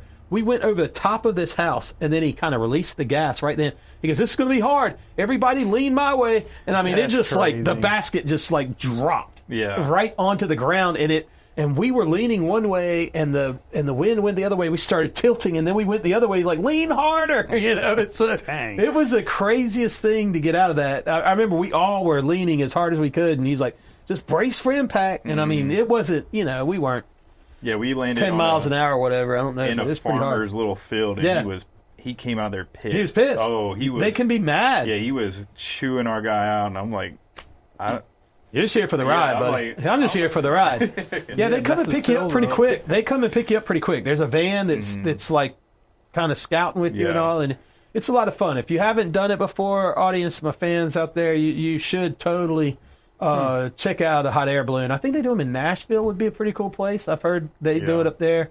I heard they got good over the border tours. They go over the border. I think it's New Mexico has a hot air balloon festival. Danielle and I've always wanted to. They do want to set that up. Actually, it's the spring. Do they really? Spring Fest, or it's like springtime. They do. Where the heck are they flying over? What are you seeing in Tallahassee? Swamps? I don't know. Oh man, that thing. They built it. How they, what they did there. I mean, we all know what it looks landfill? like. Is it landfill? No, they put the 2 sides on it, and all, and Oh yeah, what it looks like. Yes. Just Google the Tallahassee Capitol. Yeah, and what it looks like. We don't need to go into it. In fact, talking about being a child. But hey, we have the most erect Capitol in the nation. I can say that. It's definitely the tallest. But I mean, where's the rim shot, Juice? The rim shot. Let's see what we got. Where is the rim shot? It's on. Oh well, it's over. Well, we've lost the love and feeling, Juice. Lost the love and feeling. Yeah, but when because you mentioned you stopped rapping back in 2009, and you started focusing on work. You had some things coming on. So you probably felt like you were going. You're diving too much into the party scene, maybe. I just kind of felt like I was going down a dark path, and I didn't really like who I was becoming, and I kind of switched up and started focusing more on working out and being healthy. Myself. Yeah. I mean, when I moved here, I was scrawny. We should try to find some of those pictures. I saw some young Bronc photos back in the day. Yeah, I mean, I was really scrawny, long hair. I skateboarded, rapped. Yep. Yeah. And when I was growing up in school, I was the preppy kid. But then when I got to high school, I was the skater, rapper. Yeah. And I kind of reinvented yourself a little bit. Yeah, I mean, like I fit in with the skater kids, but a lot of kids talk shit because they didn't really understand. Yeah. They thought I was just, trying to act black and do. I'm like, dude, this is who I am. This is fun, I'm just this is what I'm doing. I'm putting out what I like. Yeah. So, but then when I moved here, and all that happened to me, I was like, I want to focus on me, bettering me, and then it just became, after the first couple months of getting healthy and feeling good, it just kind of took my life in a different direction, and I'm glad it happened. Well, sometimes what's self-awareness to figure out that you were headed in a direction that you just didn't want to be. I mean, that is so hard for people to figure out. I mean, a lot of people have to hit like a real rock bottom to even turn that around. And so the ability to have that self-awareness, which I've always said is kind of the number one thing. If you want to be a leader in this world, or you want to be an entrepreneur, if you want to be somebody that's leading, even just leading your family, you know, self-awareness has got to be kind of almost like the number one quality I could tell you to really focus on. And if you don't have it, you need to ask some people around you, like, what are the things that I can work on? Like, what are like somebody that you feel close enough with that's not going to just BS you, you know, to a degree, and can help you in that. I want to share with you, because we've talked about this before, 1 Corinthians 13, which is like one of the most quoted books in the Bible. And it's an incredible book, but it's quoted at weddings. It's like the love chapter. Love is patient, love is kind, love, you know, all these things. But actually kind of towards the end of it, 1 Corinthians 13, verse 11 says, when I was a child, I talked like a child, I thought like a child, I reasoned like a child, but when I became a man, I put away my childish things. Yeah. You know, and so that doesn't get a lot of play outside of all the things love is. But, you know, Paul really talks about those times that, you know, you're not, at some point, you kind of, but you can have a rap game, you can have all those things, but at some point, those things can be so consuming that you're like, I'm still playing in that sand, I'm still playing in the sand pit, and I need to get out. You know what I mean? And so, I didn't realize until we had a kid, how like numb I was to emotions, kind of, I guess. Like, I mean, like going back to Cade talking about crying during movies, like now it'll get you as a dad. We watch like videos of him when he was born and stuff, and I'm like, oh my God, it like hits you so different, you know. And for sure, it's just crazy. I didn't even know how much I needed him, because like when we first had him, the first 3 months, I was like, what did I do? You know, like I was like lost. I was scared. I was like, I just brought a kid in this world. You know, what am I going to do? Like, I don't know if I can do this. And then now it's like the best thing that's ever happened. So it definitely changes you and changes your thoughts. Now, like, I'm more aware of everything around me when we go eat, or, you know, I'm always trying to protect him and Katie. Yeah. You know, it's a whole nother mindset and emotions that you have. It's crazy. No, it's fatherhood brings it out in you. You know, interestingly enough, it's great again that it brings it out in you, but it either brings it out in you, or it doesn't. Yeah. Because we have the world is littered with stories of fathers that weren't there. Yeah. And people, which is hard to believe. Yeah. Yeah. Like now, saying what he's saying, as a like, father, now you're like, how would that happen? Yeah, how would that possible? happen? But it does. And I think it's just men that weren't ready, and they're still stuck in childish. Well, somebody's got to break it. Yeah. So generational sin is a real thing, and I've talked about it here before, and it really is a real thing. And you have to have grace for those. You kind of have to look back at even your parents. Like, and I think I love my mom, I love my dad, and I think they're great people. But you know, there's moments in life that they would want 57 seconds back. You know, they'd want do-overs, right? But and then who raised them, and who raised them, and so you know, and all these different things are passed down. So maybe it's anger, maybe it's walking away, maybe it's a workaholic, maybe it's all of these different things that can by themselves be good, but sometimes they can be abused and hurtful in a family. So you can have a father that works all the time and is never there. I can see. You can have, you know, and that gets passed down. And so then that young person learns that. So maybe it's my dad, maybe it's his dad's before him, or again, it is passed down, and this learned behavior and learned trait continue on, and it's perpetuated and perpetuated and perpetuated until at some point you say, I'm going to do some work on myself to stop those habits that I saw, because I'm not going to do that. Yeah. And that's one thing, you know, with me and Katie, I always preach that. I'm like, you know, if we ever get an argument, I don't want to do it in front of him. I want to be positive around him. Even if we're arguing, we're not going to let him see it. I want to be good vibes around him, so he's always happy. And then same with us. Like, I hope that works out for you. I said that too. For now, I've said that too. For now, it's working. And my kids have seen us go. Sometimes I've had to apologize to my kids and be like, I really didn't want you to see all that. Yeah. Or I'll come back out and be like, yeah, I was wrong. Yeah. Y'all knew it. I knew it. Your mom knew it.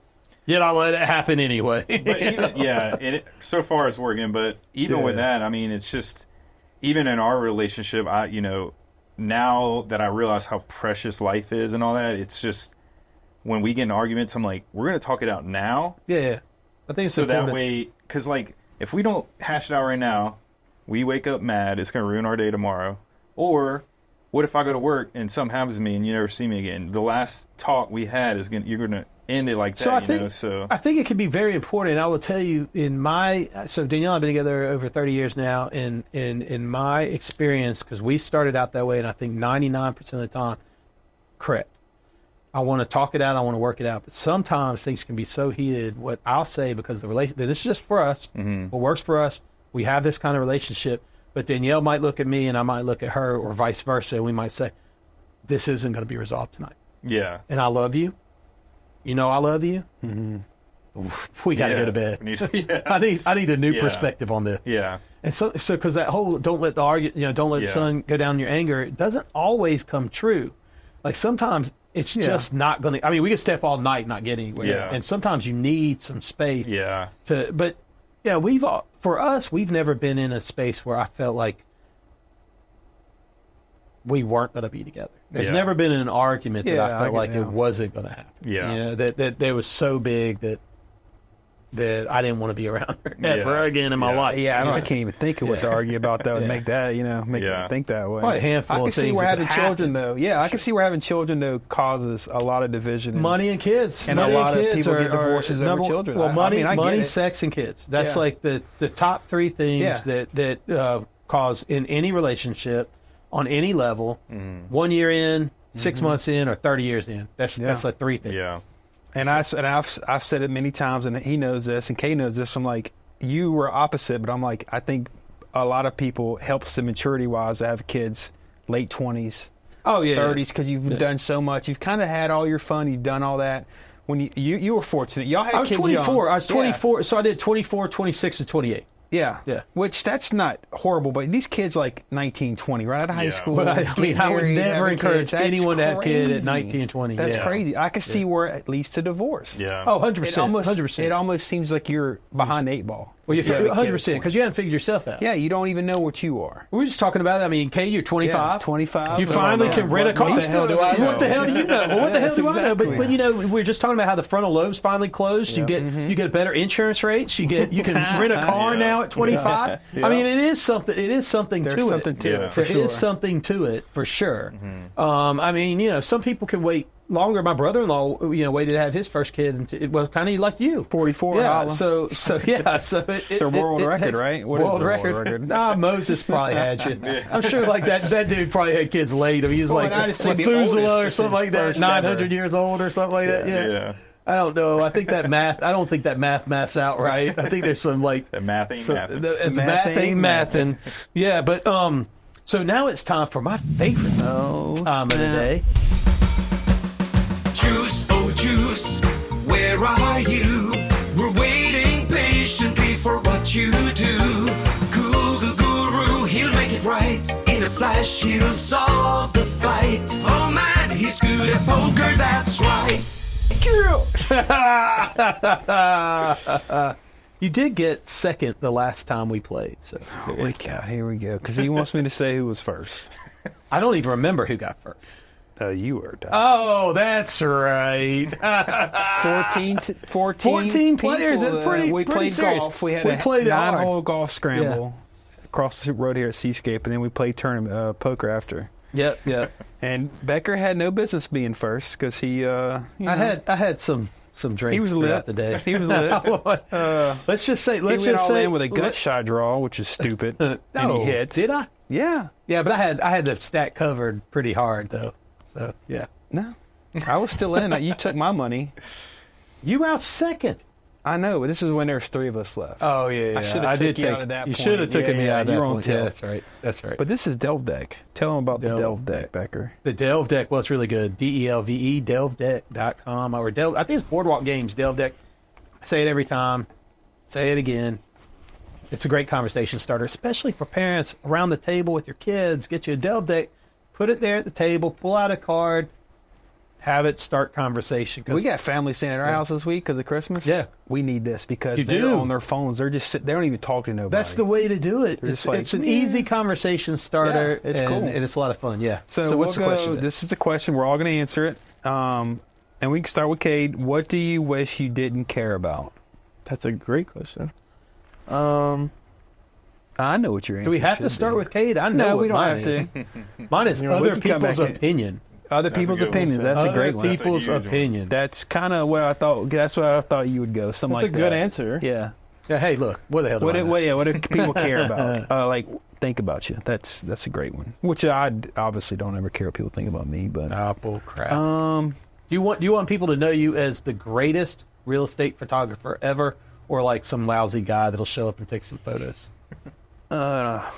So you do care then, don't you? You do care. about legacy. What did Mike Tyson say about legacy? Hey, you put in incredible photos. We don't talk about that enough. Yeah. But 850. 850. You don't even know, dude. 850. Well, because I want to say 850, but it's not. No, it's 850. Yeah. I had to be different, dude. Everybody has 850 Productions. But Juice, you have great photos. I mean, you've taken several photos of properties I own. But you are one of the most sought after real estate photographers on on the Emerald Coast. Thank you. For sure. And you have some incredible realtors, and you're very fortunate to have realtors that actually sell stuff. Yes. So thank you God. take a lot of photos, Which is crazy. for 2024 crazy is my stuff. busiest year in It's 10 nuts. years that I've been doing it. But you don't want like I'm just the lousy photo guy, right? No, so I you mean, do care. yeah, so I do don't care. you can act all tough and rugged. That's you can different. act all tough and rugged out there, but not here on What the Hell Do I Know with JB. All right. I know the truth. What do you wish you didn't care about? Brock, what you got? I would probably say what people think. Yeah. You Yeah, know, that's a great one. there's been a lot of times where I want to do something like this or like film, day in the life stuff around, I don't know why, but recently I've been having this feeling that I need to film more of my life for like my son to watch when he's older. legacy. Our dad did the same thing. He would film So good. just like them skiing on the lake, Christmas, all this Yeah. stuff. And it was cool growing up to rewatch that.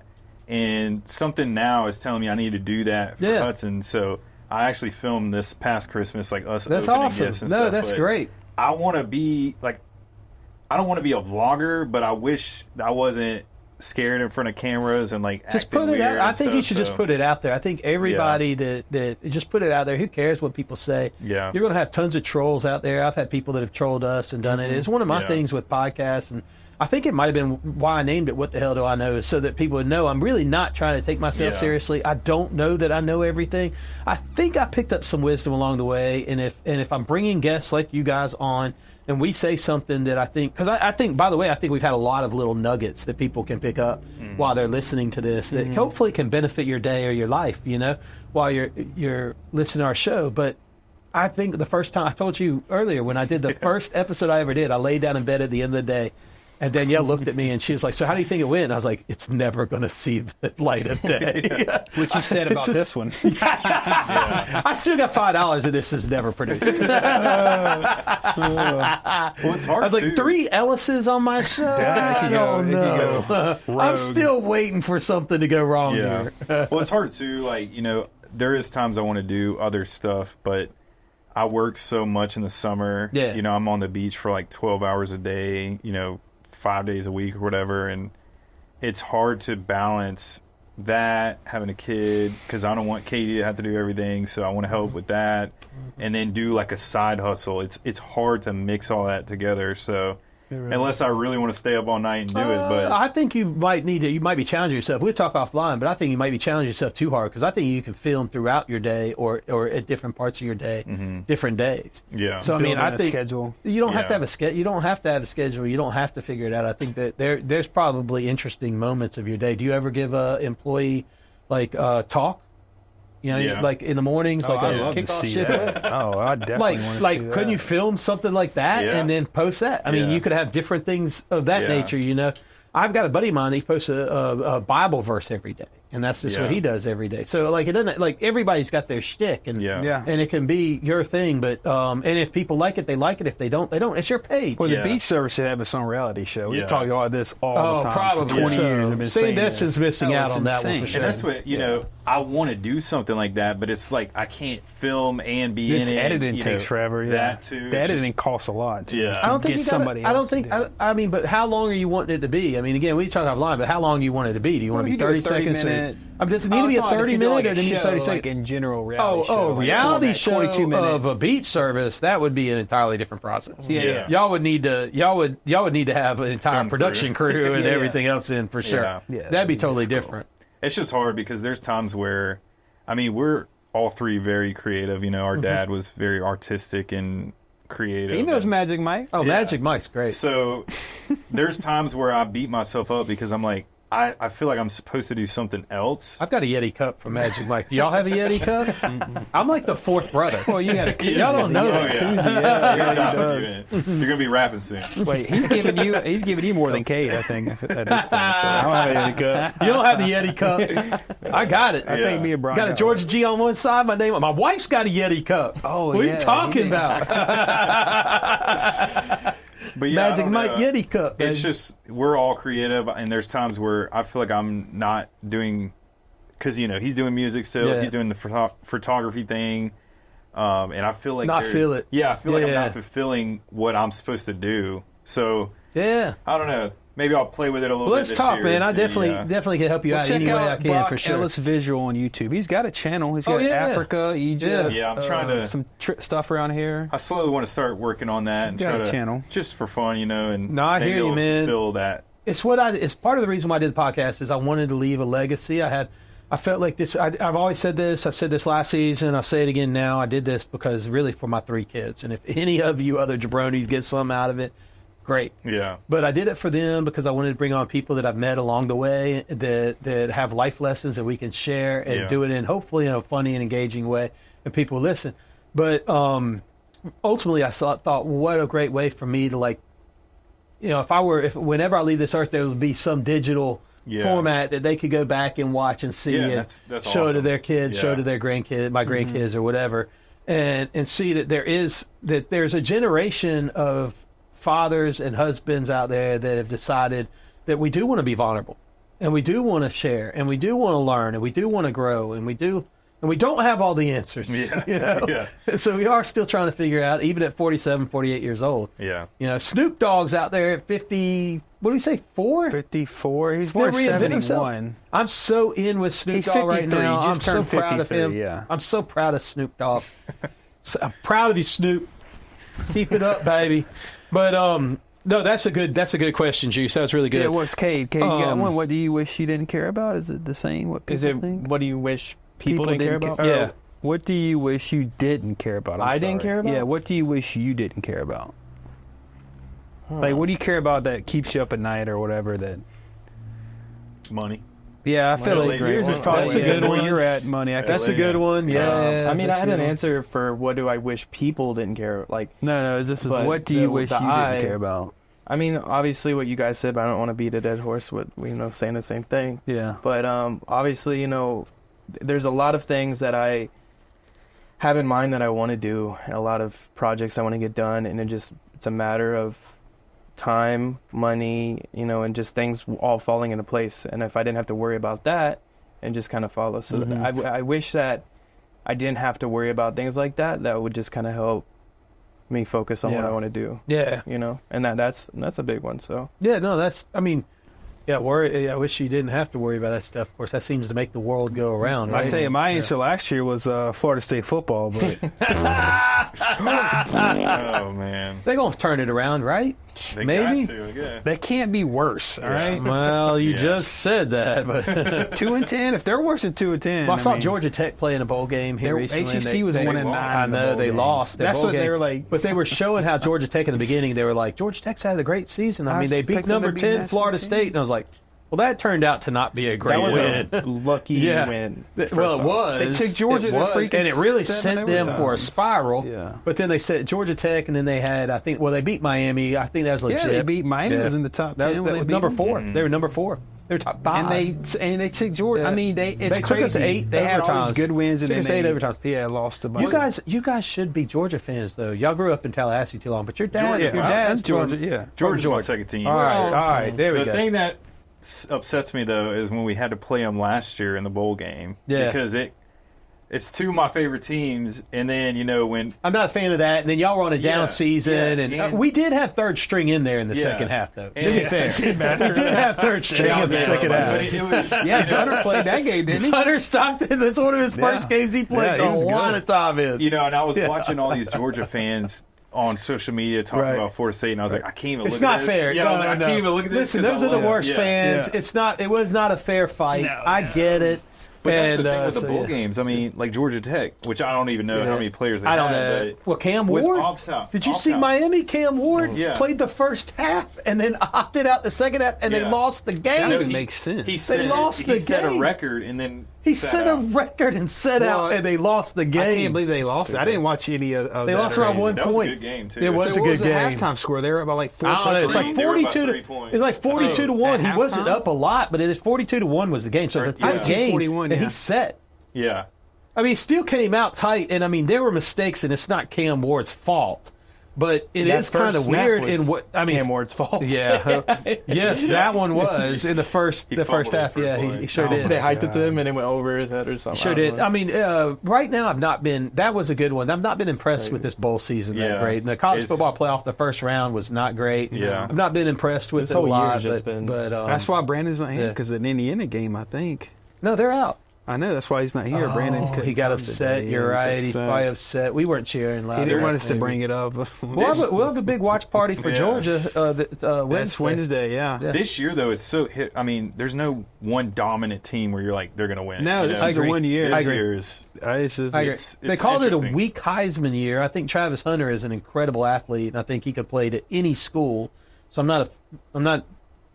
I don't feel bad, have any issue with him winning it. But they did say it's kind of a weak Heisman year. Mm-hmm. It's been kind of weak number 1 year. I mean, Oregon's led the path, but they've been challenged. So I'm interested to see how that goes with them playing Ohio State. That's going to be a good game. Yeah. Notre Dame and Georgia is going to be a good game. So I think so. It really just depends on if Gunner Stockton.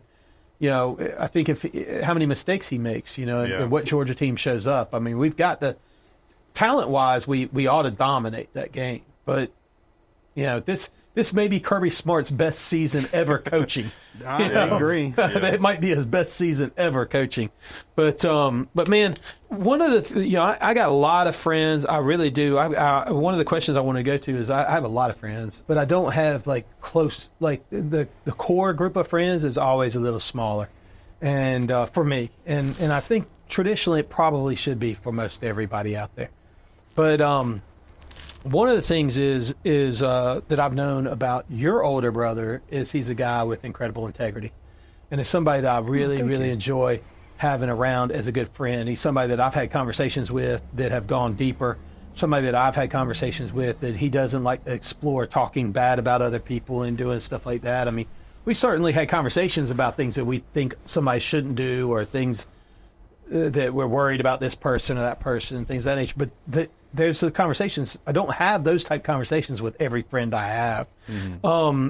I mean, how important do you think it is, and maybe this is just in life, certainly in what you're doing in recording and publishing and trying to get stuff out there, but how important do you think it is to have that integrity? I mean, and I know that's a quality that Juice has. I'm sure that's probably passed down maybe in your family, and you guys are people that want to, and I don't think anybody sitting here today goes, hey, I want to be a person that is known for not having integrity, right?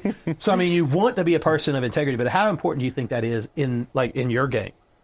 I think it's super important because it's like people, especially in a place like LA, you would think, how many people, 8 million, 9 million people live there? Yeah. Mm-hmm. And for some reason, I have this problem all the time. Everybody, it's not a problem, but it can be a blessing too. Everybody knows each other. And so it's like, you do somebody wrong or you do someone amazing, they're going to talk about it and it's going to spread. You have to just know how to be yourself and stop putting on the front. That's what, LA is obviously known for, which is super hard to navigate because people don't know your true intentions. Don't fake the funk.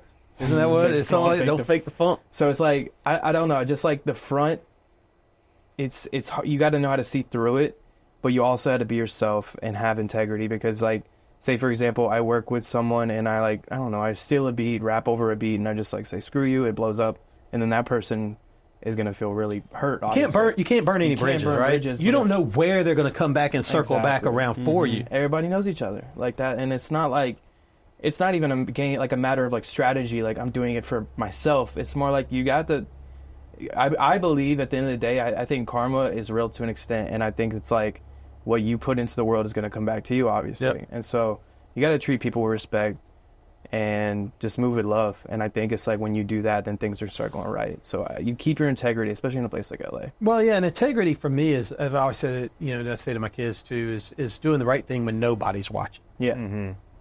Yeah. Because we can always talk about integrity, but really it's when nobody's watching you, what are you going to do? And moving with good intentions is super important, because most sure. people do just, they can sit here and say, oh, I have good intentions, but in reality it's like when you know someone's heart and you know like that they actually are moving, watching out for people and doing the right things, then that's what matters. Others before self has never failed me. Mm-hmm. Putting others before myself has never failed me. I've never well, you know what? No, I don't think that's a bad thing. You have to go to bed with yourself, Mm-hmm. and so putting other people first and doing the right things is always super important. So I think that's something that I really traditionally I want to be around people that have really good integrity. I can be friends with a lot of people, but the people that I really want to bring into my core of who I am, I want to feel them out and make sure like that they're solid individuals. Yeah, Positive for sure. vibes. Positive vibes. You're as good as the company you keep, right? Isn't that what That's right. That's right. And it's good to have good brothers, right? Yep. So that's for sure. So last section we have right here is this, of course, is if you want to send in your questions to us, it's at $10 podcast@gmail.com. We'll flash on the screen. That's 10. So the number's $10 dollar spelled out. So 10 DOLLAR podcast@gmail.com. So $10 podcast@gmail.com. Send us in your questions. We're like Dear Abby, but Dear Jabronis. So here's a question that came in. It says, Dear Jabronis, I have a young driver in the house, 15-year-old, and I'm about to lose my crap, but don't want to. What are some tips to not losing it while they are driving? Oh, well, obviously, we're not. Me and him, we're not. The three of us aren't there yet. You've been through this. So I might need to take this one, boys. I'm already wondering what I'm gonna do. Dude, I've lost my crap so many times, and it's not great. Here's a tip out. Here's a tip, pro tip, and this is what I think helped me to not lose my crap. And the biggest things for me, when I lost my crap was when my kids were coming to a stop sign or traffic light. Like, are they going to brake? Mm-hmm. Because when you're not in the driver's seat, you're hitting that air brake and you're holding on to stuff. You're like, are they going to hit it? Are they going to hit it? And of course they are. Maybe they're not braking as fast, but they're totally watching out, right? But that was the thing for me. So I started asking my kids to start saying out loud when they would see the light change. Yeah. They'd say something like, I see the red light. And that's all I wanted. That's all I wanted. If I knew that they knew the red light. So pro tip, if you're a 15-year-old and you're trying to say, my mom and dad are always yelling at me driving or whatever, I tell you, start saying, just try it. Just start saying, I see the red light. I see the turn. In other words, you're thinking ahead, and it gives a little bit of peace of mind. It really settled me down when my kids talked it out loud.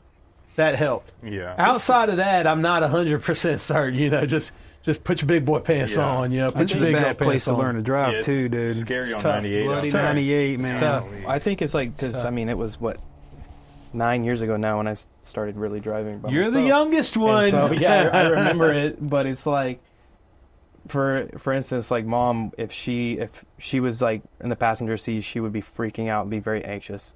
And like almost that did not help. That did not help. That made me want to. I almost crashed a couple of times because you're freaking out in the passenger seat. It's gonna rub off on me. Yep. And then when Dad would drive, in the passenger seat, he's got a lead foot. He would just be like, chill. He'd just be like, oh, you're doing good, and keep going. Like he would just. obviously it's like more of like you got to just roll with it. Yeah. You're in there, you're strapped in. Yeah. So you got to just be like, even if you're freaking on the inside, you can't show it. I do think there's been a couple you times really- I think I freaked out. I remember Jackson took a turn early on. We had Lincoln at the time, Navigator, and he was taking a turn. I can't remember 393, 293. I don't know which one, but it's one of them. When you're coming, you're going to turn left on 90. So if you're coming from 30A, it's the angle of the road is slightly cockeyed more to the east. Yeah, it's like a so it's a harder 110 instead of it's a like 90 or instead of something, 90, yeah. it's a harder turn. And the light was starting to turn yellow, and I was like, Jackson, you can go through and go ahead and turn, but I didn't express to him as early on, and the ability to speed to it, and then slow down through it, you know. Yeah. And so he started taking the turn, and I'm feeling the car lean. I feel like we're on two wheels gunning it. on a Lincoln Navigator coming on the 90. I'm like, we're about to roll this joker, you know. Oh, man. And I was like, what are you doing? And no brakes, you know. And so I remember we had to pull over, and like he was not wanting to drive anymore. And he was there's a couple of times where I think he That's looked at me, he's like, hilarious. you're driving now. And I was like, no, let's calm down. So in general, I agree with you. So if you can, I mean, look, at some points you feel like I got to grab the wheel. You know, I mean, if you got to grab the wheel as a parent, you got to do it. But you know, I don't know, say some prayers, get in the right mindset. Freaking out in the car is not going to help anybody. I totally agree with Cade there. Make it worse. Totally agree with Cade there, freaking out. But I think to counterbalance it, I think as a young person, if you can audibly speak some of your decisions, it doesn't have to be loud, just like, I see the light. I'm going to be turning right at this street.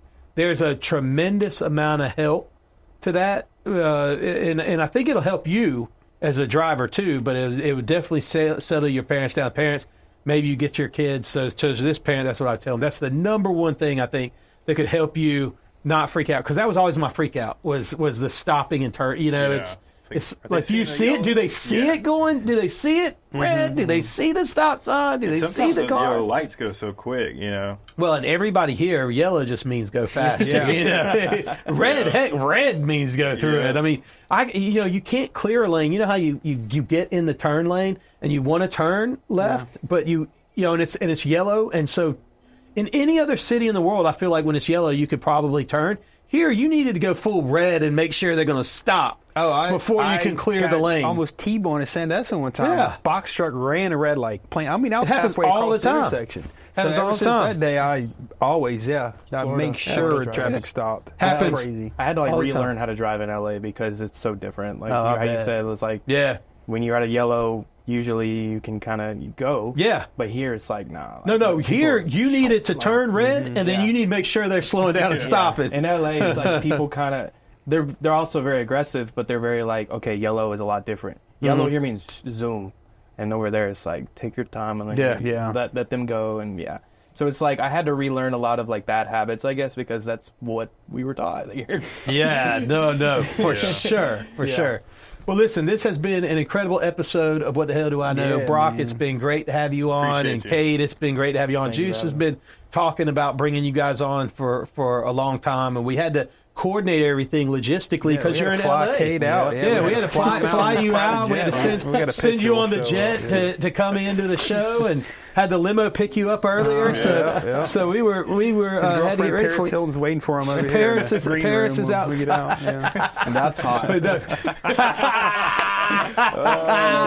So good. But no, this.